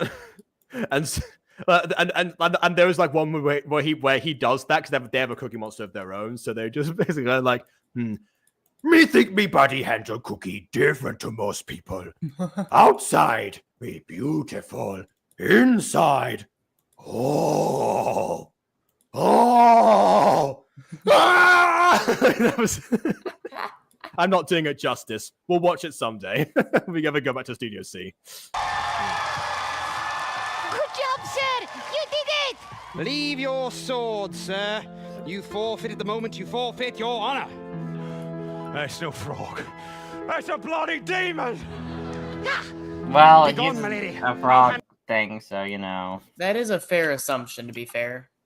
I believe the term is bullywug. Kill this rabble. Crumb, guard her with your life. Yes, sir. Sir It's been so Hop-a-Lot, useful so far. I had no idea that you were so... Thank We're you. gonna call the frog hot? I was gonna be like, you're gonna call the frog hot? No, I don't think so. Let's just try to find a word for like, I didn't know you were actually going to be good at your job. I wouldn't have dismissed you otherwise. You've been very useful before now. You need never thank me, my lady. It is I who must thank you. Be safe, Sir Knight. My lady! Ha ha! Who's next?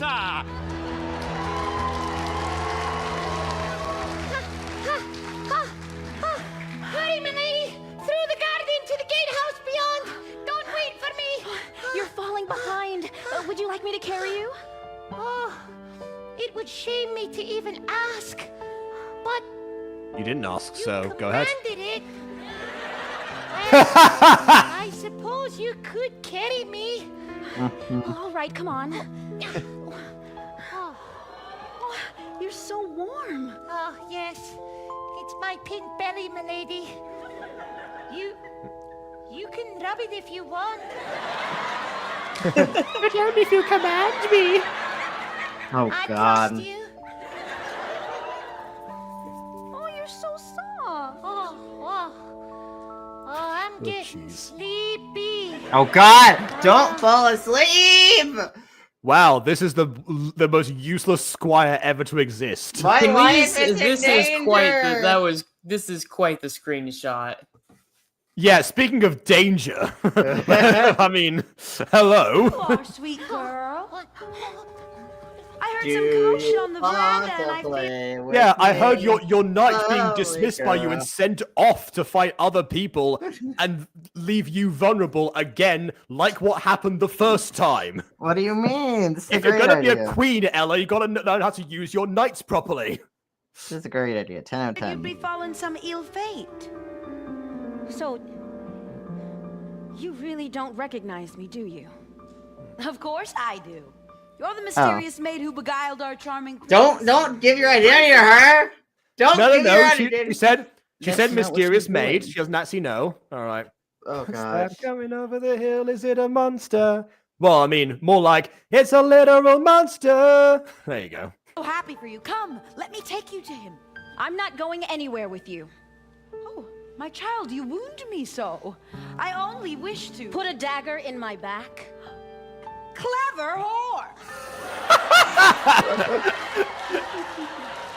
That reminds me of a Minecraft movie. To those who have seen that movie, you'll know what scene I'm referring to. Wait, they say the word whore in Minecraft movie? That's crazy. No, I meant the dagger part. Yeah, Steve gets real crazy.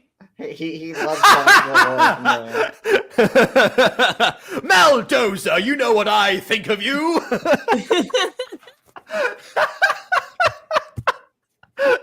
There can only be one queen of this castle. And it won't be you.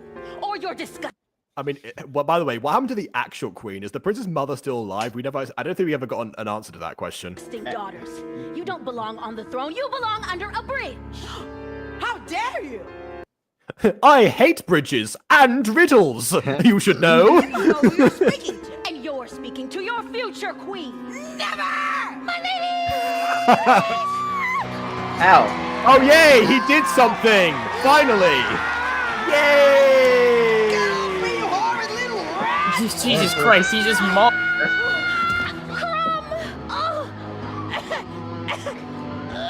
Oh no! He was like a woman in a 1950s action scene. Run, milady! Ah! Wow, you're useless. Did Joey just put the puppet down and pray to it?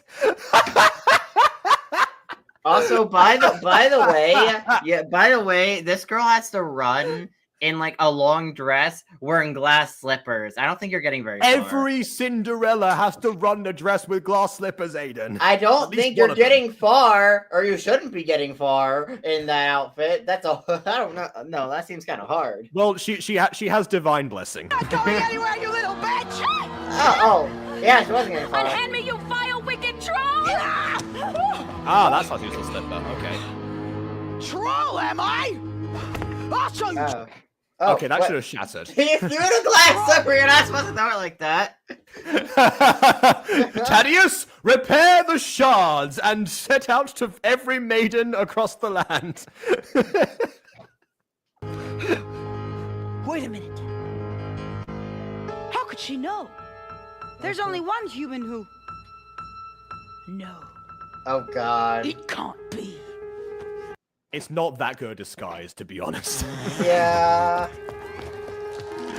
I assume that what we're seeing is not what the character. I'm assuming there was some sort of like magical like guise put on her. Yeah, but potentially, you know, kind of like akin to you know the miraculous masks. Yeah, it's like, wow, I can totally not tell that these are the same characters. But the power, My the power star, quantum your prince masking. is here. I do enjoy the chase, but Yeah, it's kind of the like in hour cartoons grows when late. people's souls swap and so their voices switch out, but like no one else registers that their voices are totally different. Yeah, which incidentally, why do their voices switch? If you're going to someone else's body, you're getting their vocal cords as well. Correct. DBZA did the correct version of this, where they actually had the voice actors do impressions of each other, kind of. Or at least their mannerisms when they were swapped over. In the case of that, you see that a lot in, like, especially cartoons, like for kids, on the basis of, I guess the writers are like, it's gonna be too confusing. Although, yeah, I mean, kids aren't as stupid as people think they are. Although one of the weirdest things that Ben 10 did in Classic was when Charmcaster and Gwen swapped, they kept their original voices, so they didn't like switch voices like when they swap bodies. But then was that intended as a disguise?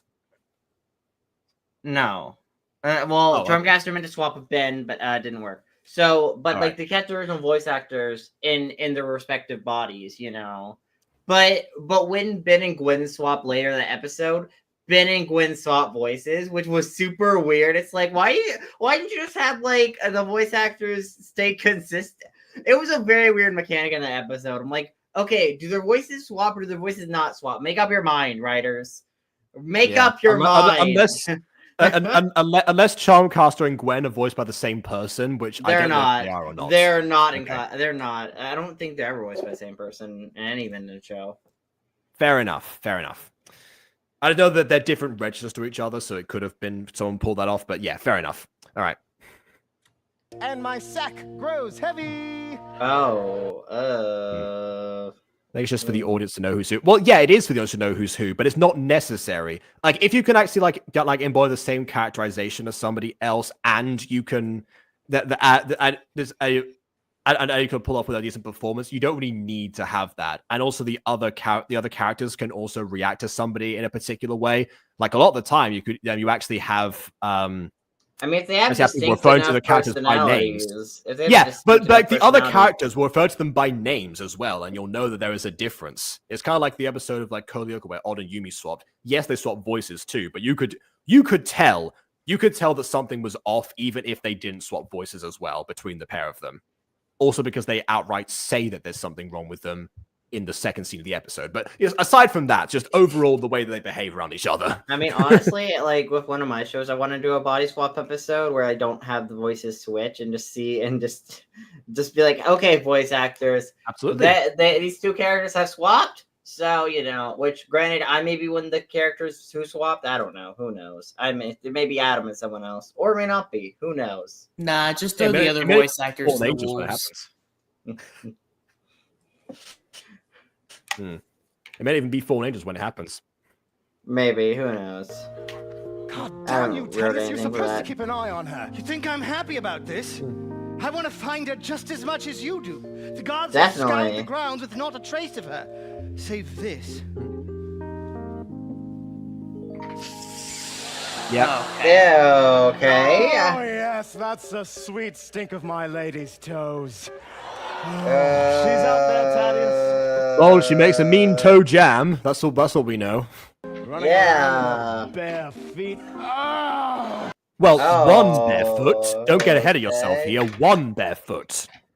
By the way, the prince is the reason that women had to cover up their ankles in this time period. Oh my Lucinda, God. owes him for that. Yeah. I've always been a footman, Thaddeus. Yeah, we can. You know that. Everyone knows that. Well, I mean, you haven't mentioned that until now in any of your songs, so actually no one knew that before now. Except for all of the townspeople. Should have really gotten with one of them. They're both like toe jam. Yeah, that's what I was saying before. Aside from the fact that they would be terrible queens, you know, if you had any influence over them, like, yeah, that's where like the whole thing kind of falls apart. But sir, perhaps it wasn't meant to be. My prince will just have to content himself with one of these other worthy women. Worthy? I wonder if Thaddeus was the one who put the hit on her, rather than Lady Asheville. I will have none but her. Find her, damn you. How? But what of the Lady Ransilda? I mean, the one that is not supposed to say anything and didn't give you her name. She's a mystery. No one knows her name. I've yet to find a soul who can even recall her face. Well, I remember her. Ah, okay, so yeah, that's the magic disguise. She was the most beautiful creature I'd ever... Strange. When I picture her in my mind, I see naught but fire and starlight. Oh, Jesus. Well.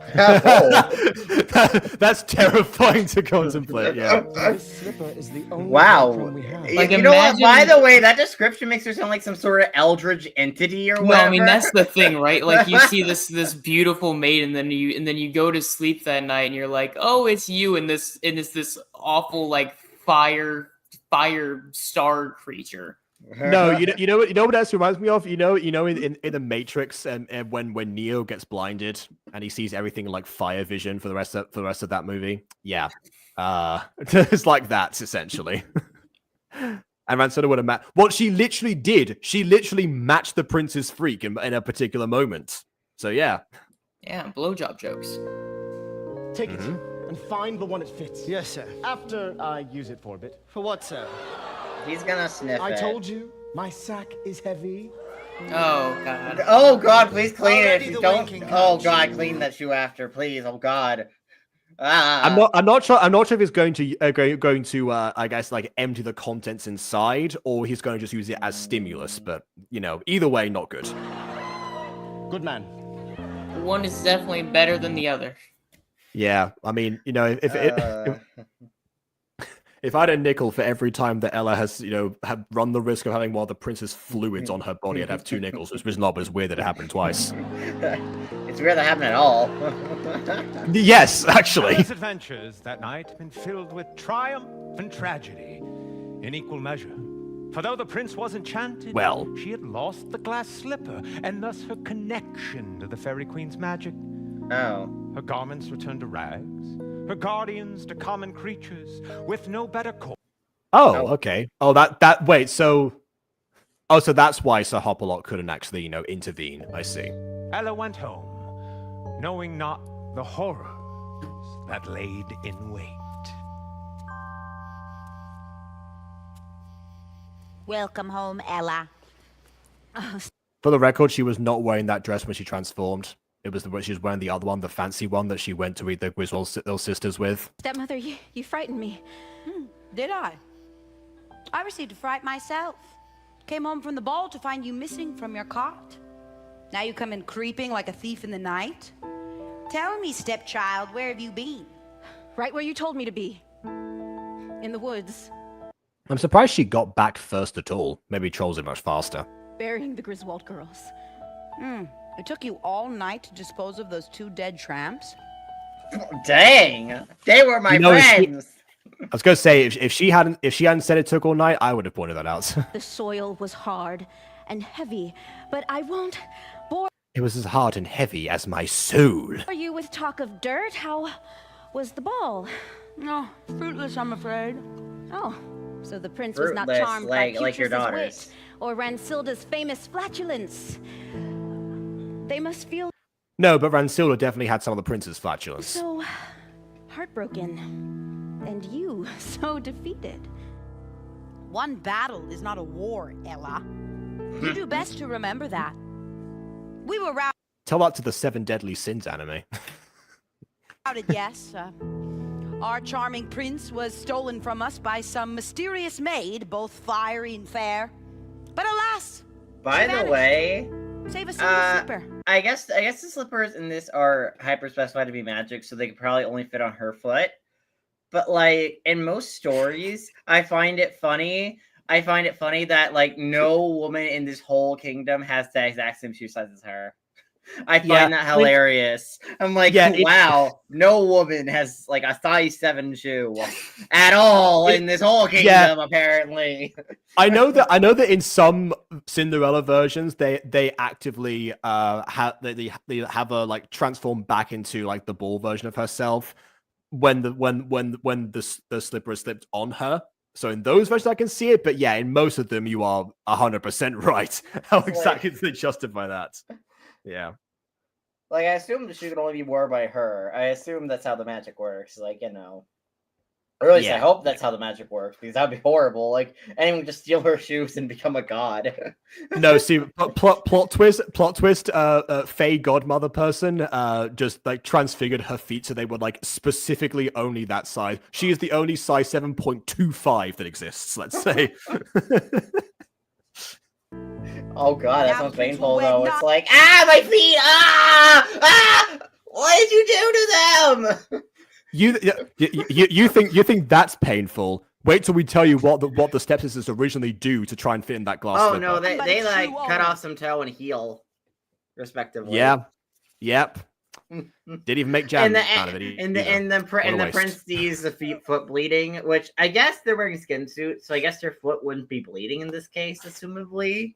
Is their foot gonna be bleeding? Okay, yeah, these ones are wearing skin suits. The usual stepsisters aren't. They just cut off part of their toes and try to pretend like that's a normal thing. That you know yeah, me, well, like I'm my not foot's full-blood. I'm not an bleeding. idiot. You know how women have that thing every time in the month. Well, you see, instead of happening above in my uterus, it actually happens with my feet. It's a very weird biological function of my unique biology. That's where my period happens, for sure.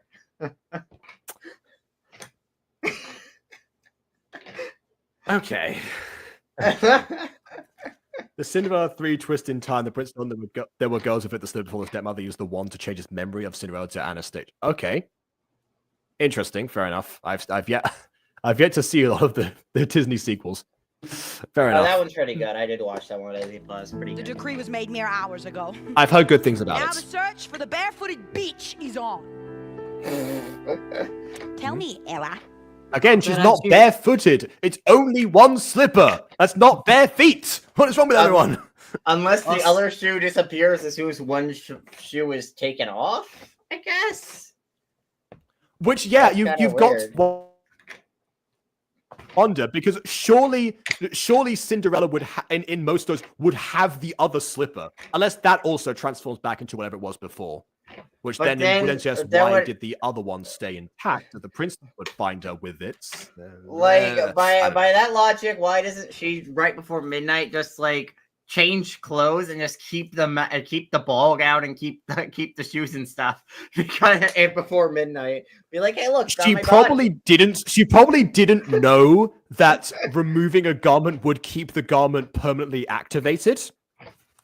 Otherwise, because she wasn't planning to lose a slipper, so she wouldn't have figured that out naturally. That kind of sounds like a lot of our like what if comments actually. I still get people messaging me saying like, oh yeah, what if like such and such happened, and like, you know, and for example, one of them I responded to yesterday was someone mentioning, you know, how, you know, what if Goku had extra time training with King Kai before Raditz even showed up. But the problem is that Goku dying to Raditz was the reason he found out about King Kai's existence, so he wouldn't have known to do that before. But yeah, it happens. Where are your shoes?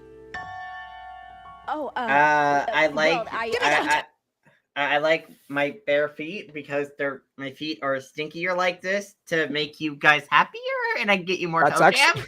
That's actually not true. That's actually not true. Having your feet, wearing socks specifically, but also shoes makes your feet sweat more, and that's what makes them smell so much.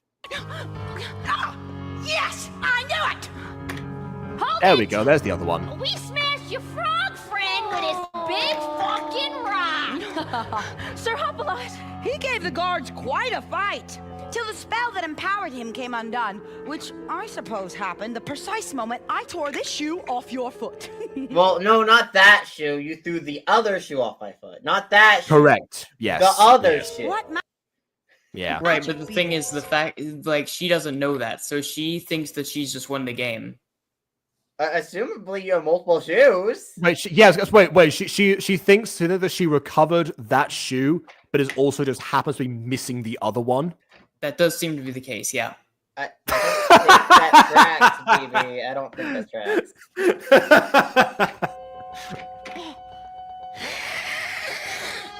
Light! How dare you bring light into my home? Starlight. You will die! Go ahead. Kill me. All right. Yeah. Kill me. You said it yourself. The prince will wed none but the slipper's true owner. It is a magic slipper crafted from Starlight. For me and only me. It will burn any foot but my own. And okay, so fair enough. That's fine. We can still kill you. And if I die, the prince will seek me out forever. And that is my sweet dream. Well, actually, they could kill you and then use your skin suit. So maybe because it said your foot. It didn't say it had to be you with your foot. Maybe, well, if it's magic and it's enchanted for her specifically, maybe it wouldn't actually work. Maybe her feet would go back to size 7 normal rather than 7.25. And all of your designs. And I did it. Yes. My revenge for you is having another person waste the rest of his life. 10 out of 10 revenge right there. I won. Me. Bear in mind, if the queen, if the prince's mother is presumed dead, Lady Ashmore has other options. Ella did not think this one through.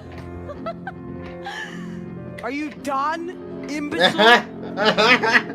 I don't suppose where you got these from, but I've been weaving spells since before the first brick was laid on your house. Oh. Magic is my ally, not yours. It is cruel and exacting. You say the slippers will fit your I mean, magic is neither good nor bad. It simply is. But, feet alone. Oh my god, I just realized, maybe this is where they start carving off bits of their feet. I mean, it could happen at any point. Yeah, I suppose. Suits me just fine. Hold her down, daughters. Goodbye, little frog. I'm gonna swallow you whole. Oh, Hopalite. Fairy Queen, Mother, Father. Keep her still. Help me. My God, you're so lucky for me to appear in your life. You were itching for a thrill, something. And now I'm gonna go for the kill. I mean, it would have been Ife if we're going by the rhyme scheme, but okay. When your father moved on, so easy to win his heart. He was a bit unlucky, and then lucky has a cost. I want you to watch. Oh god, she's gonna get Katniss! No, not Katniss! We knew it!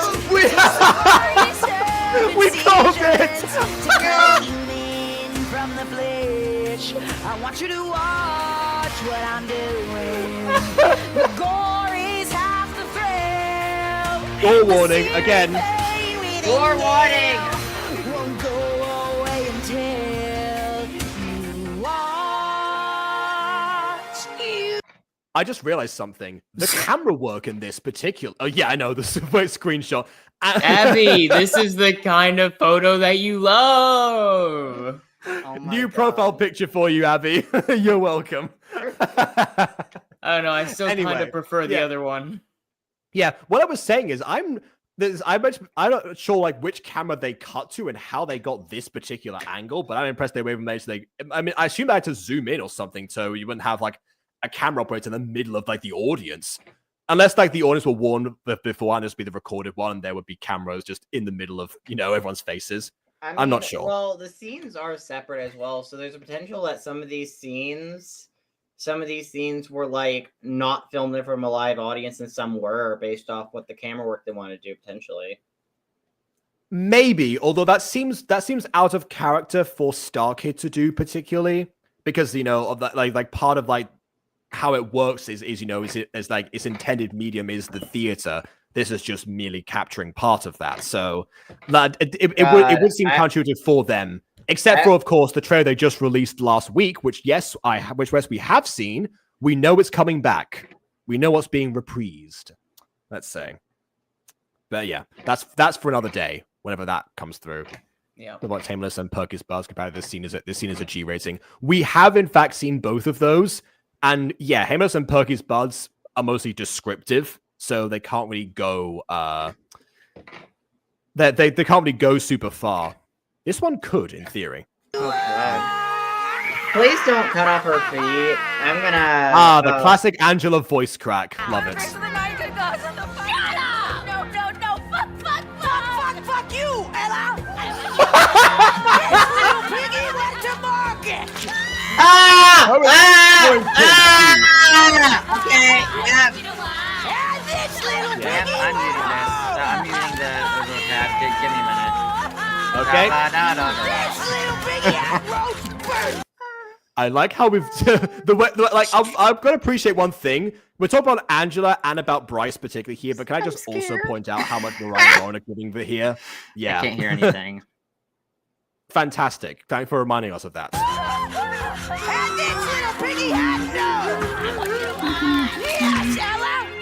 This is where I guess, yeah, it wasn't just it. Fair enough. your Then. card belong.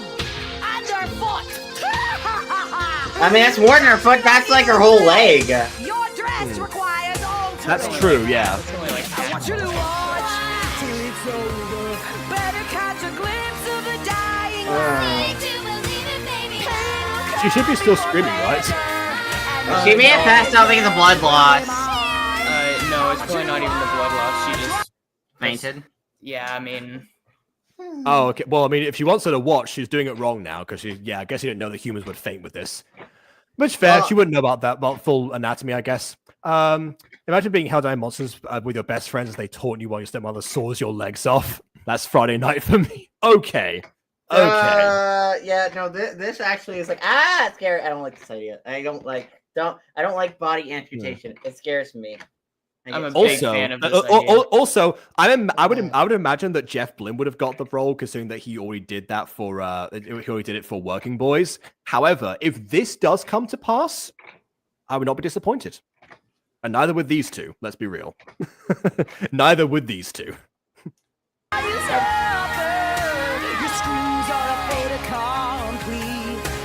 Well, she's not screaming anymore. She passed out.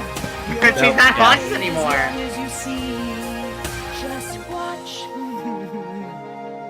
Just watch. She had this all planned out, but then Fade away, darling daughter.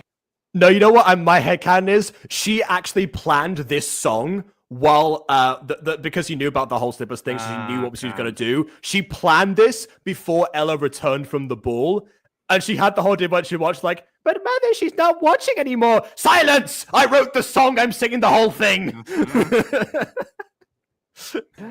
Like your father before you, and at last, you cut off the his legs final too. cinder of the house. Well, I mean, she did tear off her first husband's head, so imagine the second one was probably not. No, wait, she cut off the second husband's arms, and now she cut off Ella's legs. She just made her way through each body part with each person. I like how we're having a big monologue and we're just pausing every few seconds. Listen, okay. Well, yeah, but look, the chat don't care this time. They cared 2 weeks ago, but it seems like now they've all calmed down. They're all just talking about the concept of ripped Higgins, which, by the way, does not seem to suit the character of Higgins in my mind. I don't think, but who knows? Maybe to prepare for the apocalypse, he hit the gym or something. Who knows? I mean, was he aware of the apocalypse at the time? I don't think he was aware of the apocalypse at the time. He'd been planning for the last 30 years. So yes, he has. In fact, he's aware that he didn't know when it was going to happen, but he knew that something would go down eventually. Anyway, Lauren is directing it. Nice. Very well. Smothers and dies in my hand. And then, it pains me to say, poor dear Ella died.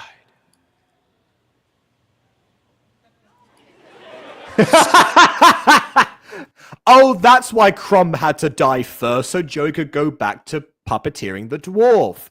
Understood. It's almost like every time they have to use the same people, they kill off the other characters. Griswold sisters, same actors, dead. Crumb versus Dwarf Guy. Same actor. Same puppeteer. Dead. There you go. Excuse me? Do you have a question, Master Dwarf? Yes. Fuck you! Fuck me, why? You killed Cinderella in Cinderella's castle! I didn't kill her, the wicked stepmother did! No, I quit.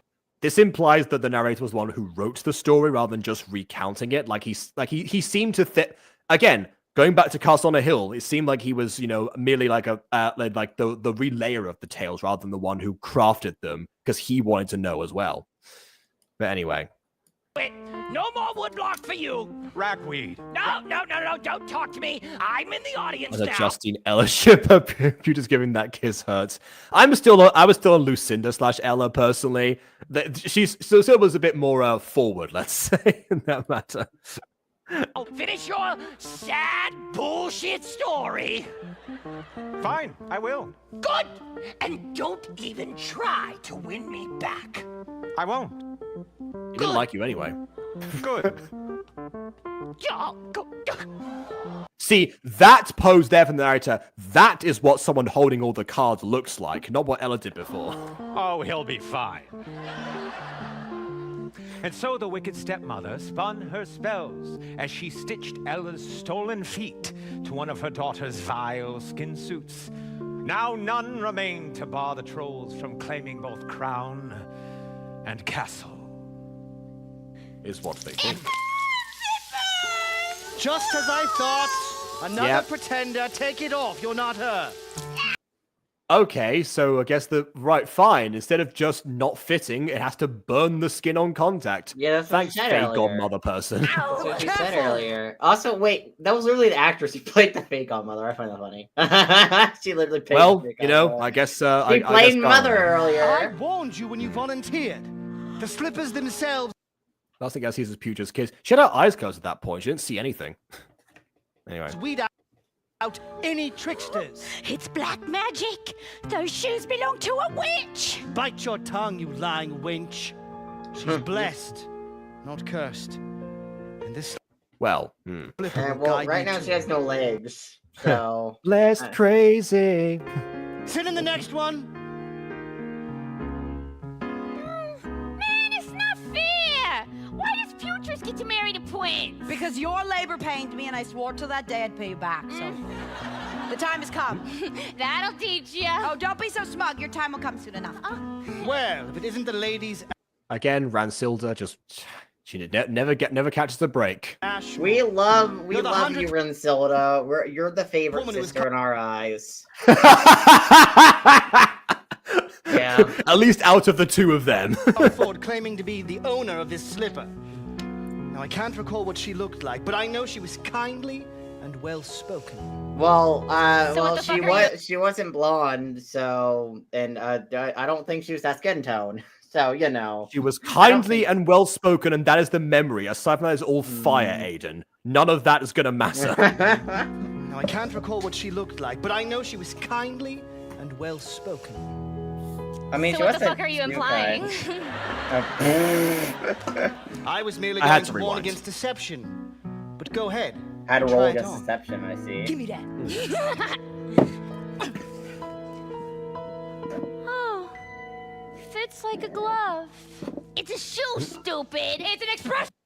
See, I wonder why. Actually, now thinking about it, why didn't Lady Ashmore give it to herself? Yeah, I guess maybe she was too recognizable. I suppose maybe that's why. Dumbass! No. I don't believe it. Then believe this. We have it doubled. See? She Yeah, see, is that the makes mystery sense. girl. I mean, yeah, sure. Put the other one on. Try that. Let's see what happens. Bow before Future's Ashmore. Your new queen. Now take it to the prince. I need to just read this comment. Looks in the fire is actually fire. Mystery girl.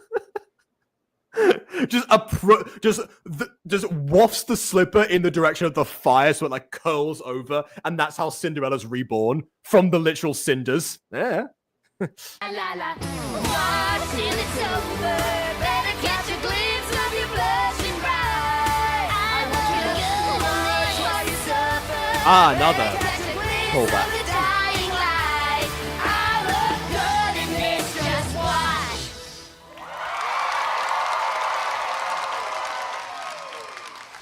The ceremony was arranged with great haste, and as the sun set on that very day, a grand audience gathered in the throne room. Ah, yes. So he says, as the sun set. There was a line before, like where Lady Ashmore talked about how, you know, like in the actual sunlight, they actually would turn to stone. So that's probably why it was done at sunset. For a wedding that would not soon be forgotten.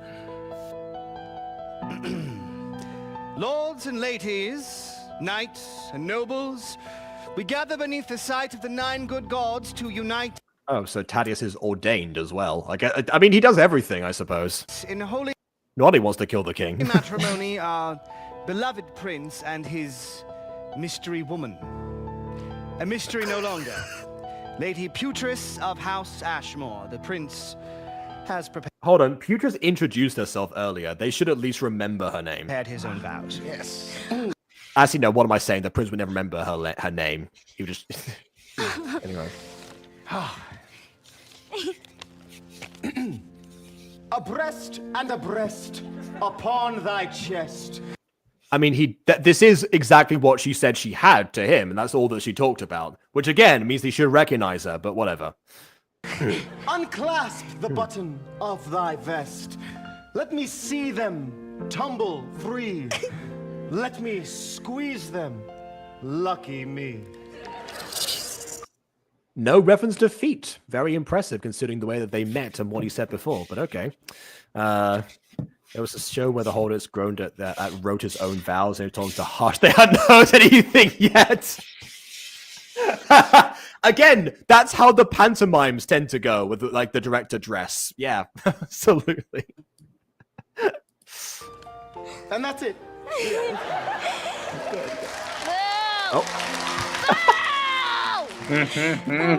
I agree, Rancil. The boo. It should have been The you. most beautiful thing anybody's ever said to me. Oh, good. You're a Rancilda! Yes. And by the will of the faith and the crown, I declare thee husband and wife. You may kiss your queen. Oh, come here!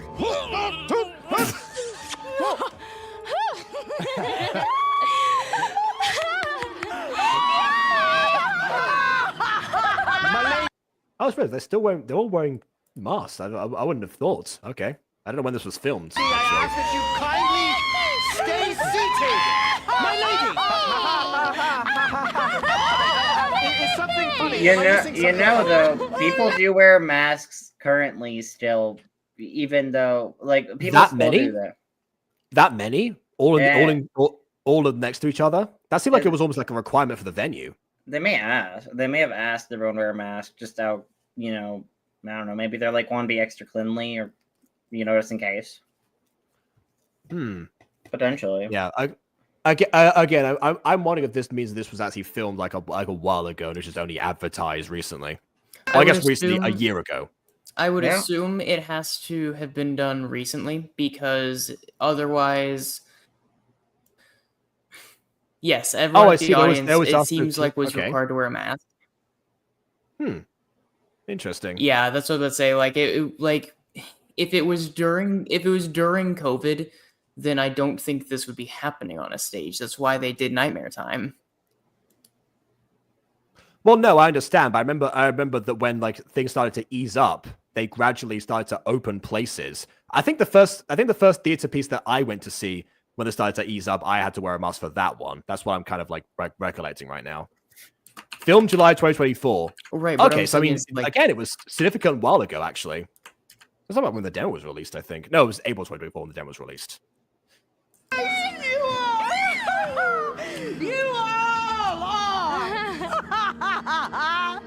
If one of you came wearing our hide, we'd sniff you out in an instant. But the Mostly because you wouldn't fit. folk have always been blinded by the soft and supple flesh. You invited us in and crowned one of us queen. And what a lovely ceremony it was. But now, it's time for the wedding feast. Yes, all of you, lords and What ladies. if you wanted to rule the kingdom for a little bit instead of... Oh, she said the thing. Oh, lords and ladies. Oh, yeah. Jacob Butter is also, what's her name? Lady Ashmore. You are Lady Good Lord, Ashmore? Well, my disguise is revealed. Oh wait, no, never mind. No, it's just me. All right. I like how your Lady Ashmore and your Bill Cipher voice is the same thing. I know, right? Maybe they are one the same. Bill Cipher, Lady Ashmore, Jacob Butter. What's the connection? Easy. They're all the same person secretly. Oh, good lord. You know, we do know there's a second voice that accompanies the troll form. Maybe the second voice is just Bill. Anyway. Daughters, throw off your garters. It's time to cut it. The creatures of darkness cast off their disguises. A great clamor arose. The throne room shook with shrieks of terror as the three trolls burst free from their fleshy raiments, grinning and ghastly.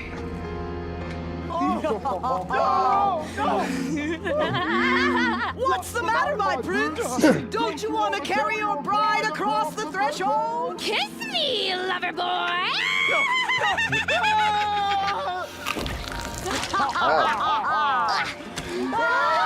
Well, she ripped the head off her husband, as per troll tradition. Although they didn't sign any children together, but then again, maybe they couldn't. We don't know how that would work. I don't know. I mean, is it possible? I doubt it.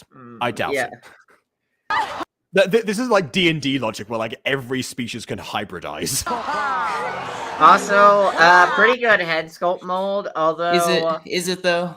Although I would say the only real issue is like it would be a lot better on stage. It would be a lot better if you're there in person and you're not a literal camera doing a close up when you can actually see it. Like on stage, I feel like this would be a lot better because you would actually in general you wouldn't analyze it as much when you're looking at it up close. Like this is what I said before about how like Starkid works the best like in theater form, and that's why I don't think they stitched like multiple takes together from different nights for the most part. In fact, I'm pretty sure that even going back to like the beginnings of their productions, even if they had like limited camera space, which was a thing that they used to deal with back in the early days, they still endeavor to film one specific production with give or take cutting before the intermission, of course. But yeah. Yes, you could say that. Okay. Rest in peace, all Roddy right. Prince. Yeah, okay. Honestly, I'm surprised it didn't have like poetic justice where she like ended up biting off his wee. I was like, oh, you like to think with this? Well, you don't have it anymore, so. I mean, she wasn't like, I guess Pew just wasn't like as affected by that, so it wouldn't have applied in that case. If it had been Ransilda, given the jokes they made earlier, that might have made more sense. But anyway. I did it! I ripped his head off just like you and Dad! How romantic! Well, there's gonna be no more romance. Oh, hey, Jacob, you're at it again. Yes, you'd have to do it every time someone says it. For this isn't a throne room, but a slaughterhouse. Let the halls run red with rivers of man blood as I flay each and every one of you. Was there only Bennett invited to the wedding? No, I guess no bridesmaids. Okay. Well, I mean, I would have thought that Ransilda would have. Well, actually, that's a good point. I guess Ransilda would have been, made of dishonor, I suppose, if her sister was in charge. After my carrion call, they will rise from their bogs and bridges. They will return to your keeps. God in your skins to rule in your place. We will bring fear and famine to your lands. And then, at last, the sun will set on the race of man. One thing I always think about, like, with villains and stuff, is that they make these speeches to people that they intend to kill. So it's like, it's just for them. You've mistaken the twilight for the dawn, vile thing. Oh wow, who would have guessed? She rose up I have become a goddess somehow. Yay, no one saw this coming. I've returned from the realm of death, bearing Where's tidings of Joy and Whimsy, you two? Why am I the one that's playing along the most here? I don't know, Lady Ashmore. We talked about the flames, the ash, the cinders, phoenixes. I mean, for crying out loud, it was like there was no way this wasn't going to happen. Also, you know what? I'm gonna make this even worse. You know what would have made this funny? If she actually like limped down the stairs because her foot didn't regenerate. You said it yourself. Magic is cruel and exacting, and this magic is my ally. You took my feet, but when they returned to the slippers, the spell was restored. The spell twisting fate to see my sweet dreams come true. And so the fate is twisted. I rose from the ashes, radiant and terrible, to rain down such a vengeance upon thee. What do you think you could do to us, human? Did you miss me while I was gone? more than we missed Ella because we knew she was coming back. First, I call my knight. Okay, I was not expecting to return. Oh god, it's gonna be a chest burster. Oh. Gore warning, I think. Maybe, possibly. We'll see. I was not expecting the gore warning to be... Oh, that's not gore. Okay, well... Okay, Gore so sound effect warning. Yeah, so gore warning is for later. Don't worry, Rensilda. You'll see her in hell. No! Mercy! No, not Ransilda! Let her tell a riddle first! Sister! Get up! Trolls don't beg for mercy! Mom! I don't want to live your dream anymore, Mom! Yes! Let's go! Riddles! Yay! I'm going Riddles! back to the bridge! Fear not, my lady. She shan't get far. Where is my squire? No, not Griselda! Not Griselda! Anything but Griselda! Oh, okay, don't worry. If Crumb's after her, she'll get away in an instant. Crumb might not, though. Come, Crumb! No, he died from a fall last time, he could die from a fall again. Trolls are afoot, and my blade be thirsty! Griselda, no! Don't leave! Where are you going? The one you have to deal with is one that actually still wants to go through with this, not the one who just left to tell... She just wants to tell riddles! Just riddles!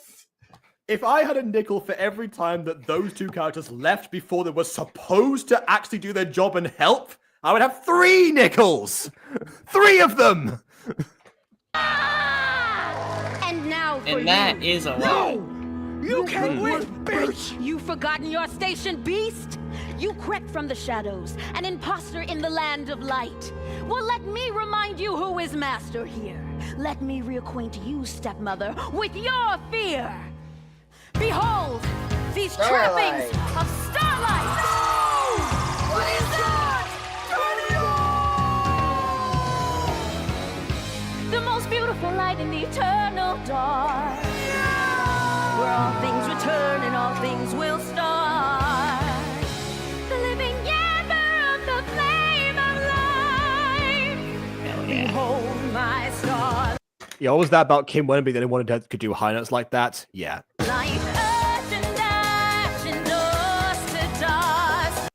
And I think we all remember this callback, don't we? And it all returns to whence it's from. Hopes are dashed and their schemes are lost as the gods restore the rightful throne.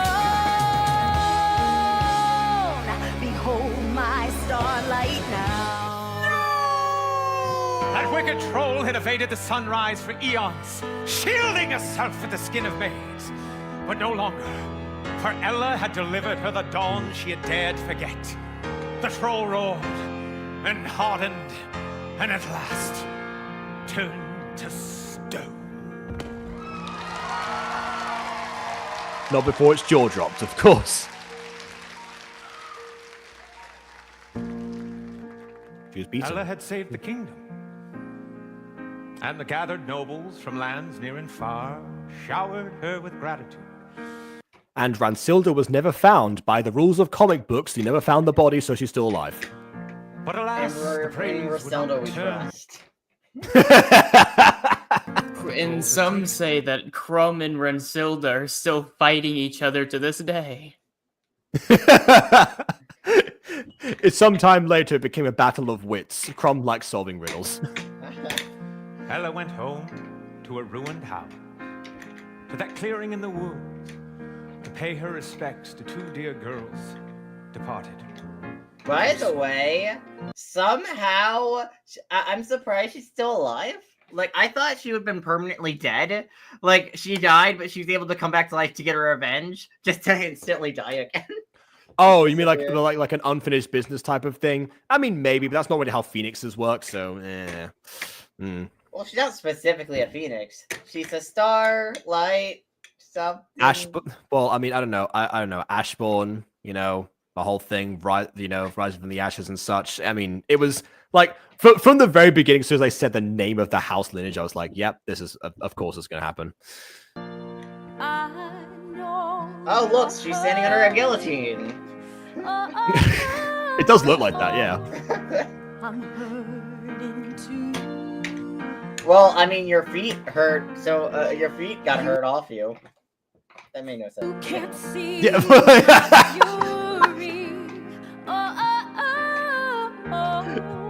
but I'm furious for you.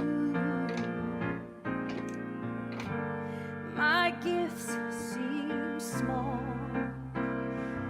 but I give it all.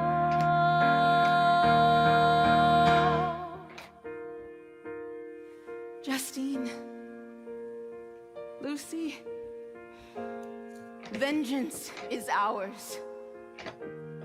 You can rest now in the greener fields beyond. So, the girl who charmed a kingdom was Ella Ashmore all along. That It was Starkid creature Ella found all by the riverbed. along. I was a fool to doubt your worth then. You are no Yes, he's no longer wearing black, and therefore he's no longer treacherous by the rules of fantasy. fool, Thaddeus. You are a good servant. No, it's gray. A good man. If only you had better masters. Yes. Speaking of which... By the way, I think her current dress is better than her ball gown. I think I like her current dress more than I think the shade of green is really nice on her current dress, and the ball gown was an okay shade of green, but this one is a great shade of green compared. Yeah, to it worked better for the lighting and the setting of the ball itself. But yeah, as a casual outfit, this one is definitely superior. Yeah, Come bearing I can see that. grim news. The prince got murdered. Last is dead. Oh. At last is dead. I Thaddeus, wonder why.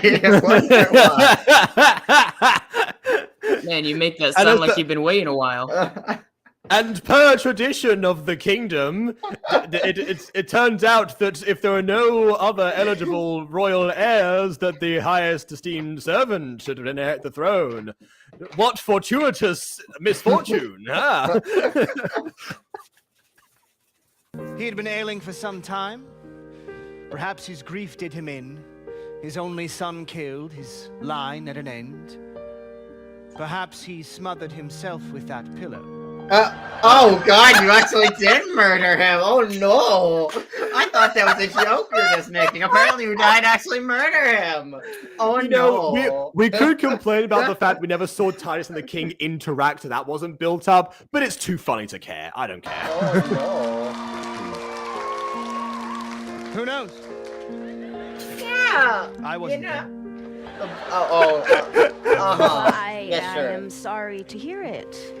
Yes, well, the prince has no living relatives, so the throne must now pass to those of the queen's house. Queen? Queen Putris Ashmore. That wedding counted? Of course. Why wouldn't it? Yeah. So the crown passes to... Her sister by law. I guess I'm the queen now. My queen. In trappings of starlight, all of the people. We had it coming. What did the king do? That's mean the prince. Now,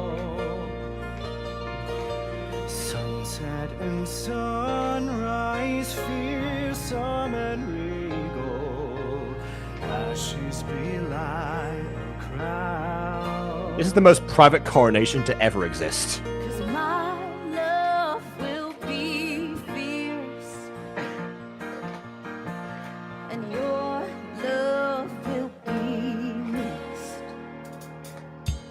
By the way, he killed the previous king. Girl, I would be scared for my life if he's still around the kingdom. If you're a queen, be like, oh god, he could kill me too.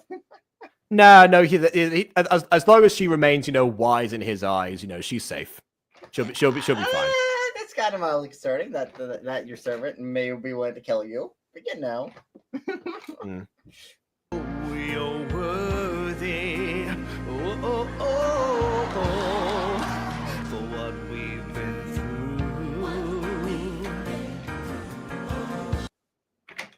It seems like she was mouthing that, but then it was like everyone else was singing instead of her. Interesting. An unforgiving journey. Oh, wait, did they come back? Did the girls come back to life?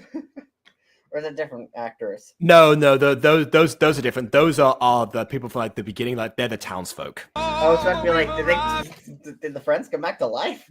They are the same. They are dressed the same townsfolk that did Shunho in Curse Crazy. So I'm not sure how pleased she is to see them, but we'll see. Oh my god, it's like Wreck-It Ralph, where Vanellope Von Sweet was like, "You all shall be executed," as a joke. Yeah. It's like My gift seems small. oh god, did you kill her?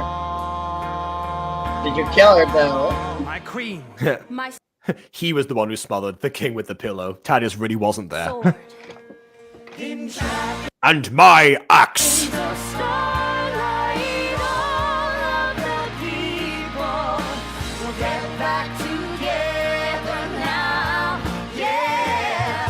Oh, magic at midnight, gracious and lethal, lifting the heavy crown.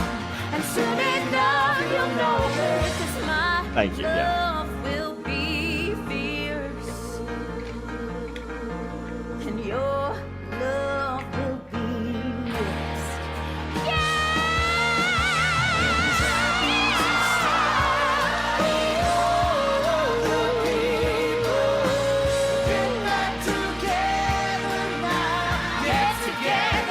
together now. Magic and midnight, gracious and lethal, lifting the heavy crown. Gonna lift you up. My love will be fierce, and your love will be missed.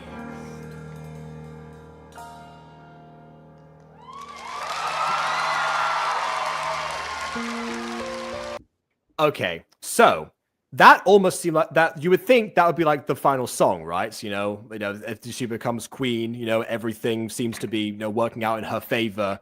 Oh god, are we aside doing from two another things. Hatchet Field style ending where it's like, and the trolls are back and they've eaten a bunch of people, and oh no, Cinderella's about to die! If I could finally be cool, I would know that I'm not a loser. Maybe. No, I say this because the thing that she desired was specifically with the vengeance.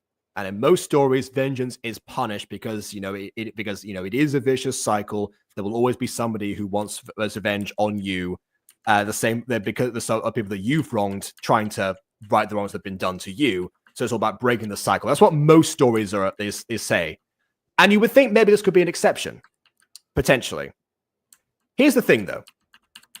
We are currently 53 minutes into the runtime, and on the timeline here, it seems like there is an eighth of space left. So I think we're going for like a full hour, essentially. That maybe just be which means the credits, though, potentially as well. 8 minutes of credits for That's a Starkid long production. I doubt credits. it very much. This isn't a Marvel But movie, Aiden. We'll see what happens. Yeah, I don't recall ever having a post-credit Starkid scene. And so, Ella's noble house rose from the ash. Didn't Ready Brutes have one? You see, Master Dwarf? No. The night is darkest just before the dawn. What do you think of the story now? Where was Mother, though? I miss Mother. If you ask me. Yeah. Right? Yeah, you get it.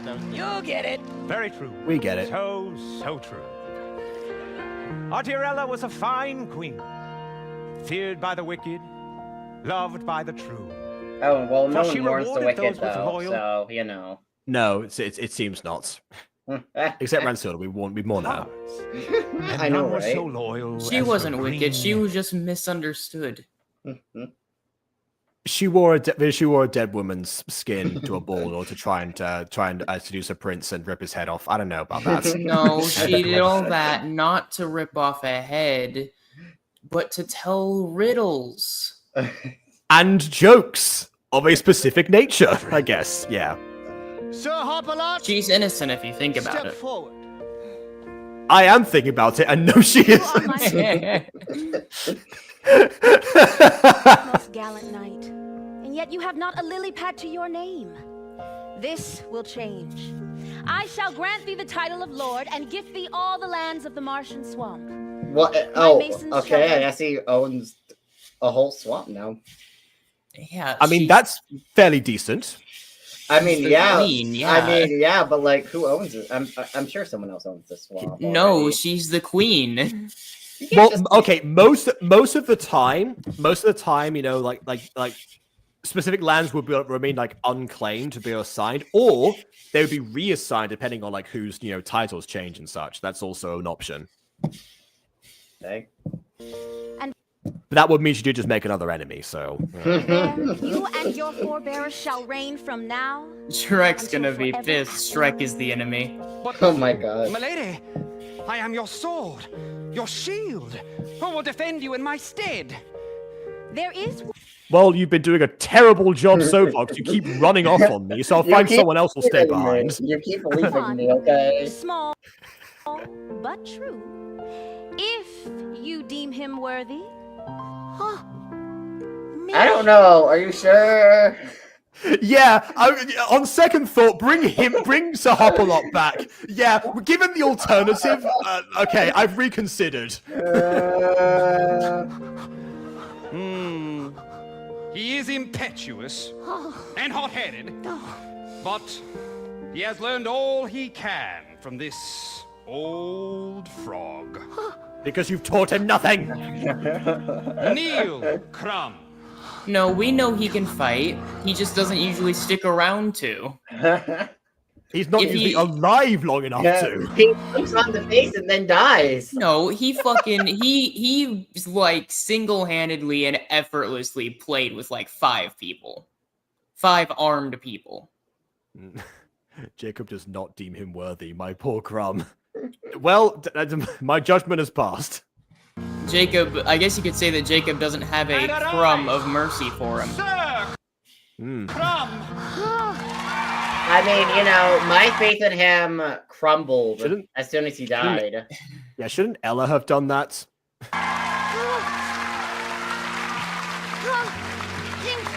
Thank you. Oh, thank you, sir. My sword in my heart. You know, I've just realized something. This reminds me a bit of Don Quixote, but in that story, it's the squire that actually gets like the land, because that's what he was trying to do, was try to become like governor of like his own feud. That was like his motivation. That's why he followed Quixote in the first place. And actually, now seeing that, given the very inaccurate mustache that's growing on this amphibious creature, yeah, he does look a bit like Don Quixote. Actually, I just realized, and yeah, he's crazy enough to be him. Are yours, milady? He looks like him, but he sounds like Mort. Together, what do you get? Crumb. Okay, well, no, I'm talking about Sir Hopalot looks like Quixote. So yeah, Crumb would be Sancho Panza in this case. Such honor! I taught him everything he knows. Go forth. Which is like 3 things. Lord Hopalot, claim your lands. Sire many tadpoles. Evil was vanquished. He will sire many tadpoles, and he will come back with maybe 3. If he's lucky. Our story Yeah.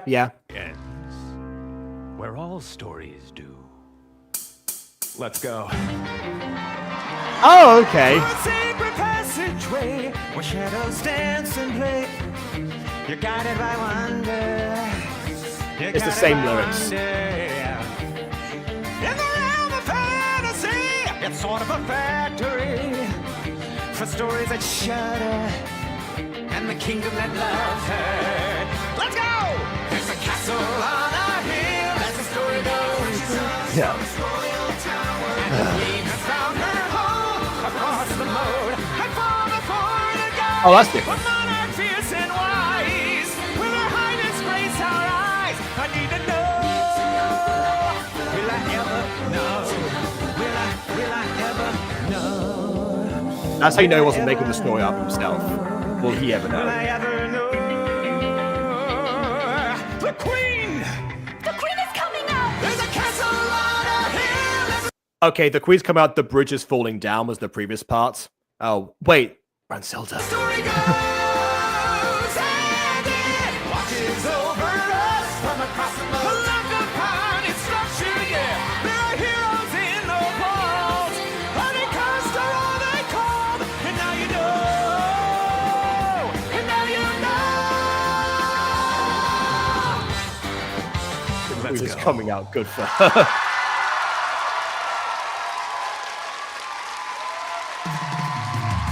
Lucinda wasn't there to enjoy that, but there you go. Okay, apparently the credits is have concept art. Okay. That'll be interesting. Yeah. Any minute? Yes. Abby, the queen is coming out. Good for her. I already addressed that, but yes.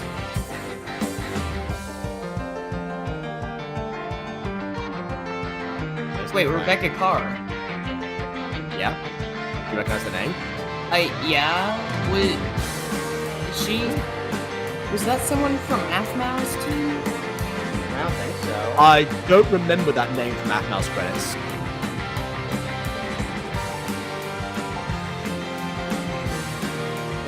Matt DeHaan, okay. Don't be Lauren Lopez, it wasn't James Tolbert this time, okay. She was practicing for Guiding Light musicals again, I guess. Any minute now. Okay, cool. I love this art. Any minute now. Can we like speed up the video or something? No, Maybe shut up. Wait, there's songs. We've already heard this song. This is that one. Yeah. And also, no, that it's whether you're reading them or not, it's polite to pay respect to the people that made it. We have literally never done this before. Yeah. Let's not pretend that it was like a common custom for us. Fresh as a daisy, mysterious ways. Ever since my Once they get to the backers, okay. Stark raven lady, reclusive for days. Was she hearing all that they say? Cursed or crazy? You know you don't wanna know it. If life is a burden, you know that you are burnt or shady. Destiny couldn't be sicker. Whether you want it or not, or you are Cursed, crazy, tattered and mangy. Okay, here we go. Shell of my former self. We're in the backers now. Alright. This fan art is great. Or concept art is great. Any minute now. So fucking nuts. That chivalry is all the dead. I'm a ghastly Yeah! That was our name. Is it too much What was that? just to lend her a hand? verging on panic. A cat that is stray. Give it some milk, it'll never tame. We're still on A, by the way. Okay, you know what? I take it back. This is why the credits are so long. Okay, now I'm getting it. They hired a lot of A people. Yeah. Oh, Okay, here we go.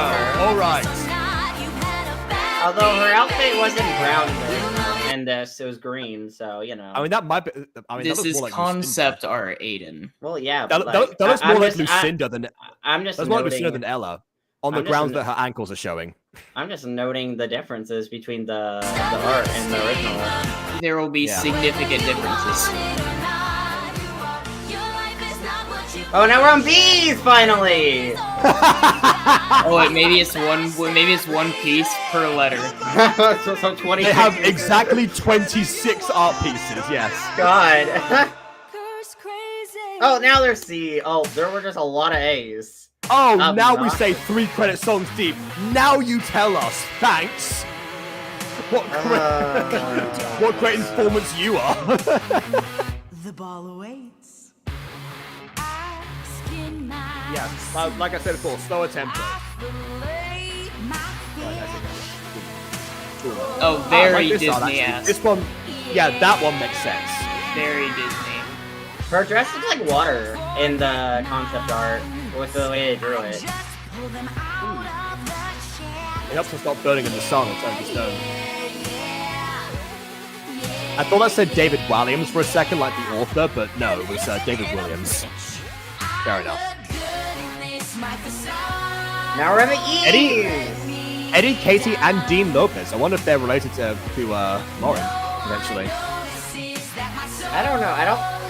Lopez. I don't know how common Lopez is the last name, but I don't think it's that very rare. common. It's extremely common. I'm just saying that they were all like together. I kind of thought maybe that was potentially family backing, but maybe That's not. That's pretty awesome. Yeah, that one is.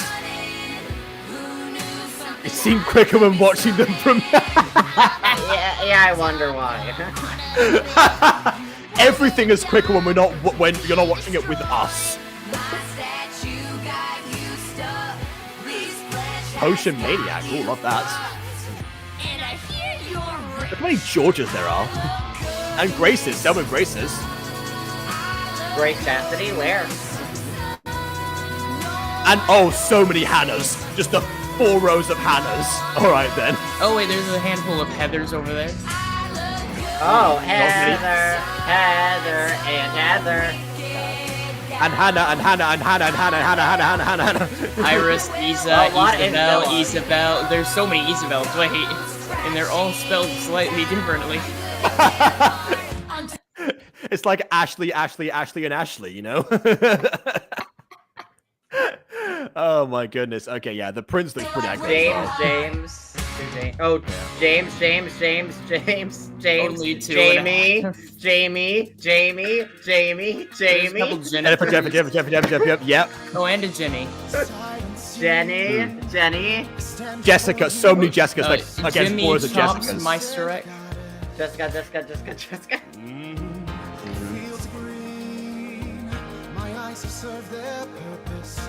Also many Joes and Joseph, that's surprising. Oh no, there they are. Okay, there they are. I missed them. No, they just put the... Oh, well, I guess maybe. Wait. Well, they could have done that, but no, we're in the backers, so definitely not. Surprise because I'm your daughter Jones? What? Okay. Oh, one of the Jennifers. See, that moustache again. Very Quixote-esque. I'm one of the Jennifers. Ah, okay then. Fair enough. Name reveal? Yeah. Good luck guessing which one. You must be Jennifer number 6. Obviously. Yeah.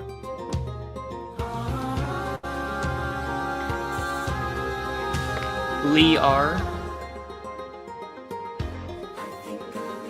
Oh, Liam Orr plus the Quacketeers. Honestly, I'm surprised, Jacob, you didn't back this. I thought I did at one point. I mean, maybe we might have just missed it. Well, it's been in the works for some time. I might have just done that and forgotten, or I might have forgotten to do it, actually. Aren't you? Well, I mean, wouldn't you do it under your actual name and not Jacob Butter? Probably not for an internet thing. So, probably would have been in a J somewhere. Well, this wouldn't have been internet first and foremost, though. It would have been a stage production. Well, yeah, but these are the backers who backed online financially. Yeah, so when I said internet thing, I meant like a thing over the internet, but yeah. Someone just sees someone named Jacob Butter. Like, who has last name Butter?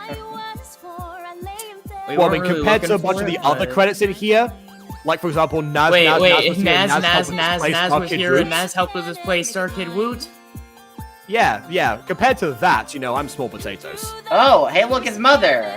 Oh, you're a freaky little lady. My I first love name you. has showed up in these credits. Oh, were you one of the 45 Hannahs? I'm kidding. Or how about the like different four tempers, like I or said. 5 Heathers? Nah. Mother. Money! Oh, which speaking of which, I do want to. Oh wow, there's a lot of Rebeccas. Yeah. Vaughn, are you one of the even more Rebeccas? Rebeccas on Are this you one of side. the many Rebeccas in this? I like how I was like, oh, Rebecca's ended, and I looked to the left a little bit to realize they just kept going on another side. The Rebeccas never end, much like the cycle of vengeance. Also, this concept art is very these characters. Oh yeah, I forgot to talk about that, but yes, absolutely. You can tell which iteration they are, despite the skin suits. Yeah.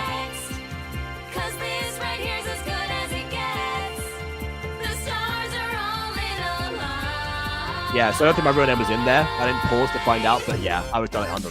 Yeah. Sophie Soap Drinker H.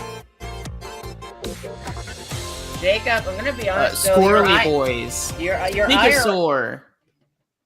Jake, I'm gonna be honest though. Your IRL name is so bland Jesus. that I think if it was in here, no one would realize it's you, even if they didn't know your name. That's Sophie. Listen. Well, I mean, if they knew my first and last name, they would think so. Which they do if they bought Erasmus the Elf on online stores near you. Listen, That is a very good point. I don't think I've ever advertised that book on the Butter Bunch, so no one here would recognize that, but yes. Listen, Jacob, do you know how many people IRL I know that has your last name specifically? Too many. And people. my first name as well in conjunction with it. Not first name, but I have met a few people. That's what I think. I have met a few people with Yeah, the but first he's name. a Jacob. Yeah, but he's a Sean Brown. I almost said Jacob Butter there. I wasn't gonna say that out loud, BB. I was trying to avoid actually saying it out loud. God. Well, I mean, now the cat's out of the bag on this channel, so you know, buy Erasmus the Elf on Amazon. I was not gonna say the name out loud, BB, and you just say it out loud. I was avoiding directly saying it. God. I mean, what difference does it make? Sean's not like it's not a secret. It's just that we don't ever call him that. Yeah. Well, yeah, but Yeah. I didn't want to Like, say it's that not unless like- Jacob wanted me to say It's that. all he literally published a book under that name. Well, yeah, I don't know if he wants people to like talk about it too much. He advertised the second edition on his know. main channel. What are you talking about? Okay, okay on Goodreads it comes up as not Sean Brown now for some reason. I don't know why Oh. that's the case. On Amazon it's Wait. still right. Wait, is it called by not Sean Brown? On the Goodreads link it is. I don't know why that was the case. Anyway, here's the Amazon link. You know, there you go. Cat's out of the bag. Buy my book. It's terrible. The formatting is better in the second edition now. I'm a rare first edition holder. Yeah, the Kindle version was always correct, but yes, the formatting is better in the print in the paperback. Hey, Crumb looks way better actually in this version. Also, you were right. That was Ella with that particular dress. Yeah, before they put her in green, I suppose. I like the green better. We didn't get one with her like covered in dirt or anything. That was only ever implied. Cool. That was long. Okie dokie. Yeah. And it was mostly backers. It wasn't even like actual like staff who worked on it. It was like literally 90% backers, and the other 10% was like the actual like cast and crew. Yeah, I mean that part makes sense. So yeah, I mean there was a long question I was expecting for Starkid, but they still weren't 8 minutes long. So my point from earlier, you know, still stood. Yeah. All right then. Yes, the end. For now. So yeah. So yeah, now that the continue this universe, then it is the end. Yeah, I'm wondering because the Castle on the Hill one like references like other stories, and it's like it seems like start it and bookend it. So it seems like they might be like building up. They said this was supposed to be like the lands that are type of deal. So they could in theory bring that song back. Oh for yeah, like that's each right. one. Our If they didn't get chat. too boring. Yeah, I completely forgot about that. Yeah, chat did tell us they're making a new like fairy tale cinematic universe, didn't they? Well, I mean, I said it and then they confirmed it, but yes, essentially. I just didn't know what Yeah, it I was remember called. them Apparently, it's mentioning called The it. Lands That Are. Oh, yeah, I remember them telling us that ages ago, and I just completely forgot. I was viewing this entire thing as like a standalone. This is the only one. Ah, well now your interest has peaked once more. Most likely. I hope the next one is as good as this at least. I mean, I'm guessing it's going to be Beauty and the Beast, so because of the references in Castle on a Hill, but maybe they're going to save that one because they actually referenced it in the song. Then again, they changed the lyrics to Castle on a Hill throughout, like in the different versions and in the different choruses. Trust me, I know. Yeah. So I mean, yeah, I think this might be my favorite Starkid musical so far as well. Ooh, I think you said that last time, yeah. Yeah, but we were In only Act halfway 1. through Act 1. It could have dropped the ball in Act 2. Yeah. I will say I do have one complaint about it. By Act 1, I was like, no, this is perfect. By Act 2, it's mostly perfect. I wish we got more of Cinderella being a badass. I don't like that it was that we got it so little. Because she kind of died and then she came back, and it was like, well, okay, but like. Yeah, to some degree, she was in over her head and was and again did not think her plan through at all.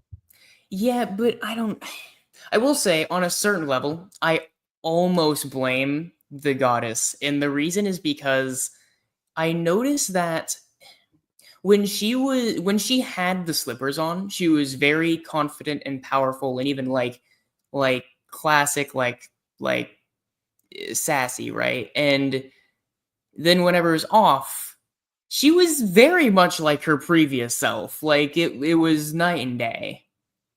Well, that wasn't meant to be a pun, but aside from I guess aside from the scene where she confronted Lady Ashmore before she got her feet taken off, because in that one she tried to exude the same confidence, but again, because in neither iteration was she particularly smart in terms of in terms of using her resources. She ended up,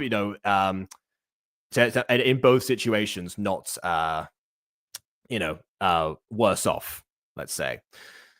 But yes, like the goddess did set her up, fed that revenge. I mean, it did work out, but it very clearly easily couldn't. If she wasn't from the House of Ashmore, who knows if she would have been able to come back after everything. And and it was also her that told them how the spell worked and what exactly to do in that situation as well. And she let the knights, roam free, aside from actually protecting her, which is what they were designed to do in the first place. So on that level, the goddess did set her up, a little bit better, but she just kind of fumbled it. But yeah, I'd say the blame is shared from, both of them. Yeah. Okay. And as for me, I said not last week, 2 weeks ago, that it was, because we said before that this might be your favorite one so far. I said it was too early to determine that, because I mean it was like the majorly hyped one, had been advertised for a year, backed and such, and it came out of the gate swinging, that's for sure. And I said it was too early to deem this in terms of any sort of rankings.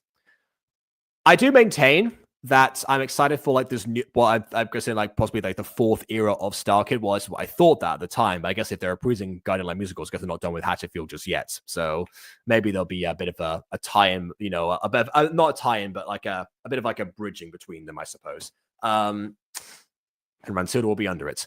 No, but but yeah, I like the how novel this actually seems. Do I deem it to be one of the best that they have done? On possibly a budget and setting level, I think so.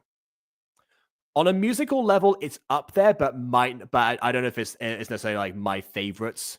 I think it's also the case that, I mean, I do have an appreciation for when, Starkid it does more with less.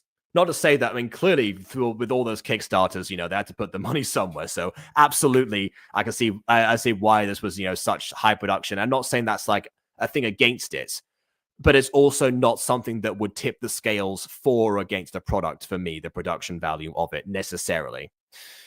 I guess it's all about using your resources, which they did do, but they've done that before. I'll go into this more when we eventually get to Firebringer, because this is as a specific song that kind of like highlights the difference between like my appreciation for Starkid and everyone else's first reactions to them with no context of who they are. So I don't know. So I think this is probably like among my favorites potentially, but not the highest up. I think that honor still goes to Firebringer and Guardian Musical. Those two are very hard to shift, and they have not budged as of yet. I think on your pushing back with the music, I don't know how to make music, right? That's the thing. I'd like to learn one day, but the fact is I don't know how to. So maybe on a technical, scientific level, the music in the others might be better. I couldn't tell you. I have no goddamn clue. What I will say as far as music in general, I enjoy, but not all of it will feel like it is like touching something inside. Like there's a physical sensation when it hits right. Okay. And I would say that while we've had that in other Starkid musicals, specifically Nerdy Prudes, that and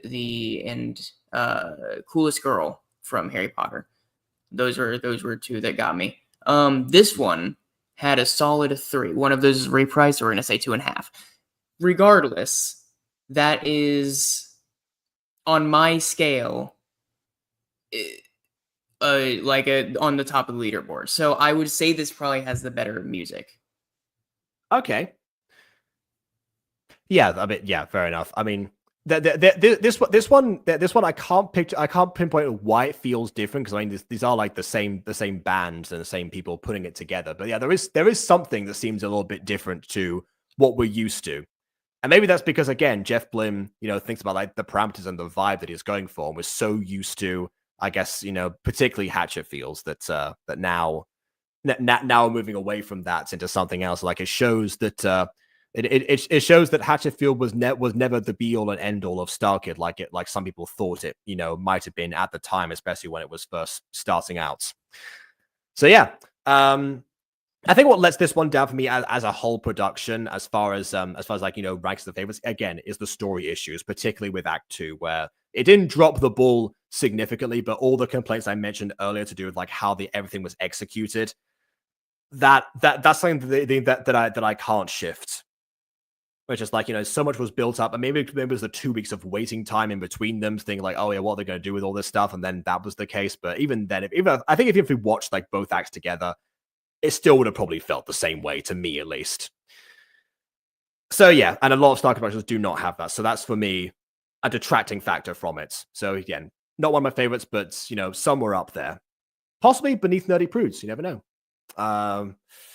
I've never thought of ranking all the Starkid musicals. That would potentially be a good tier list video for us, maybe once we're done with, all of them.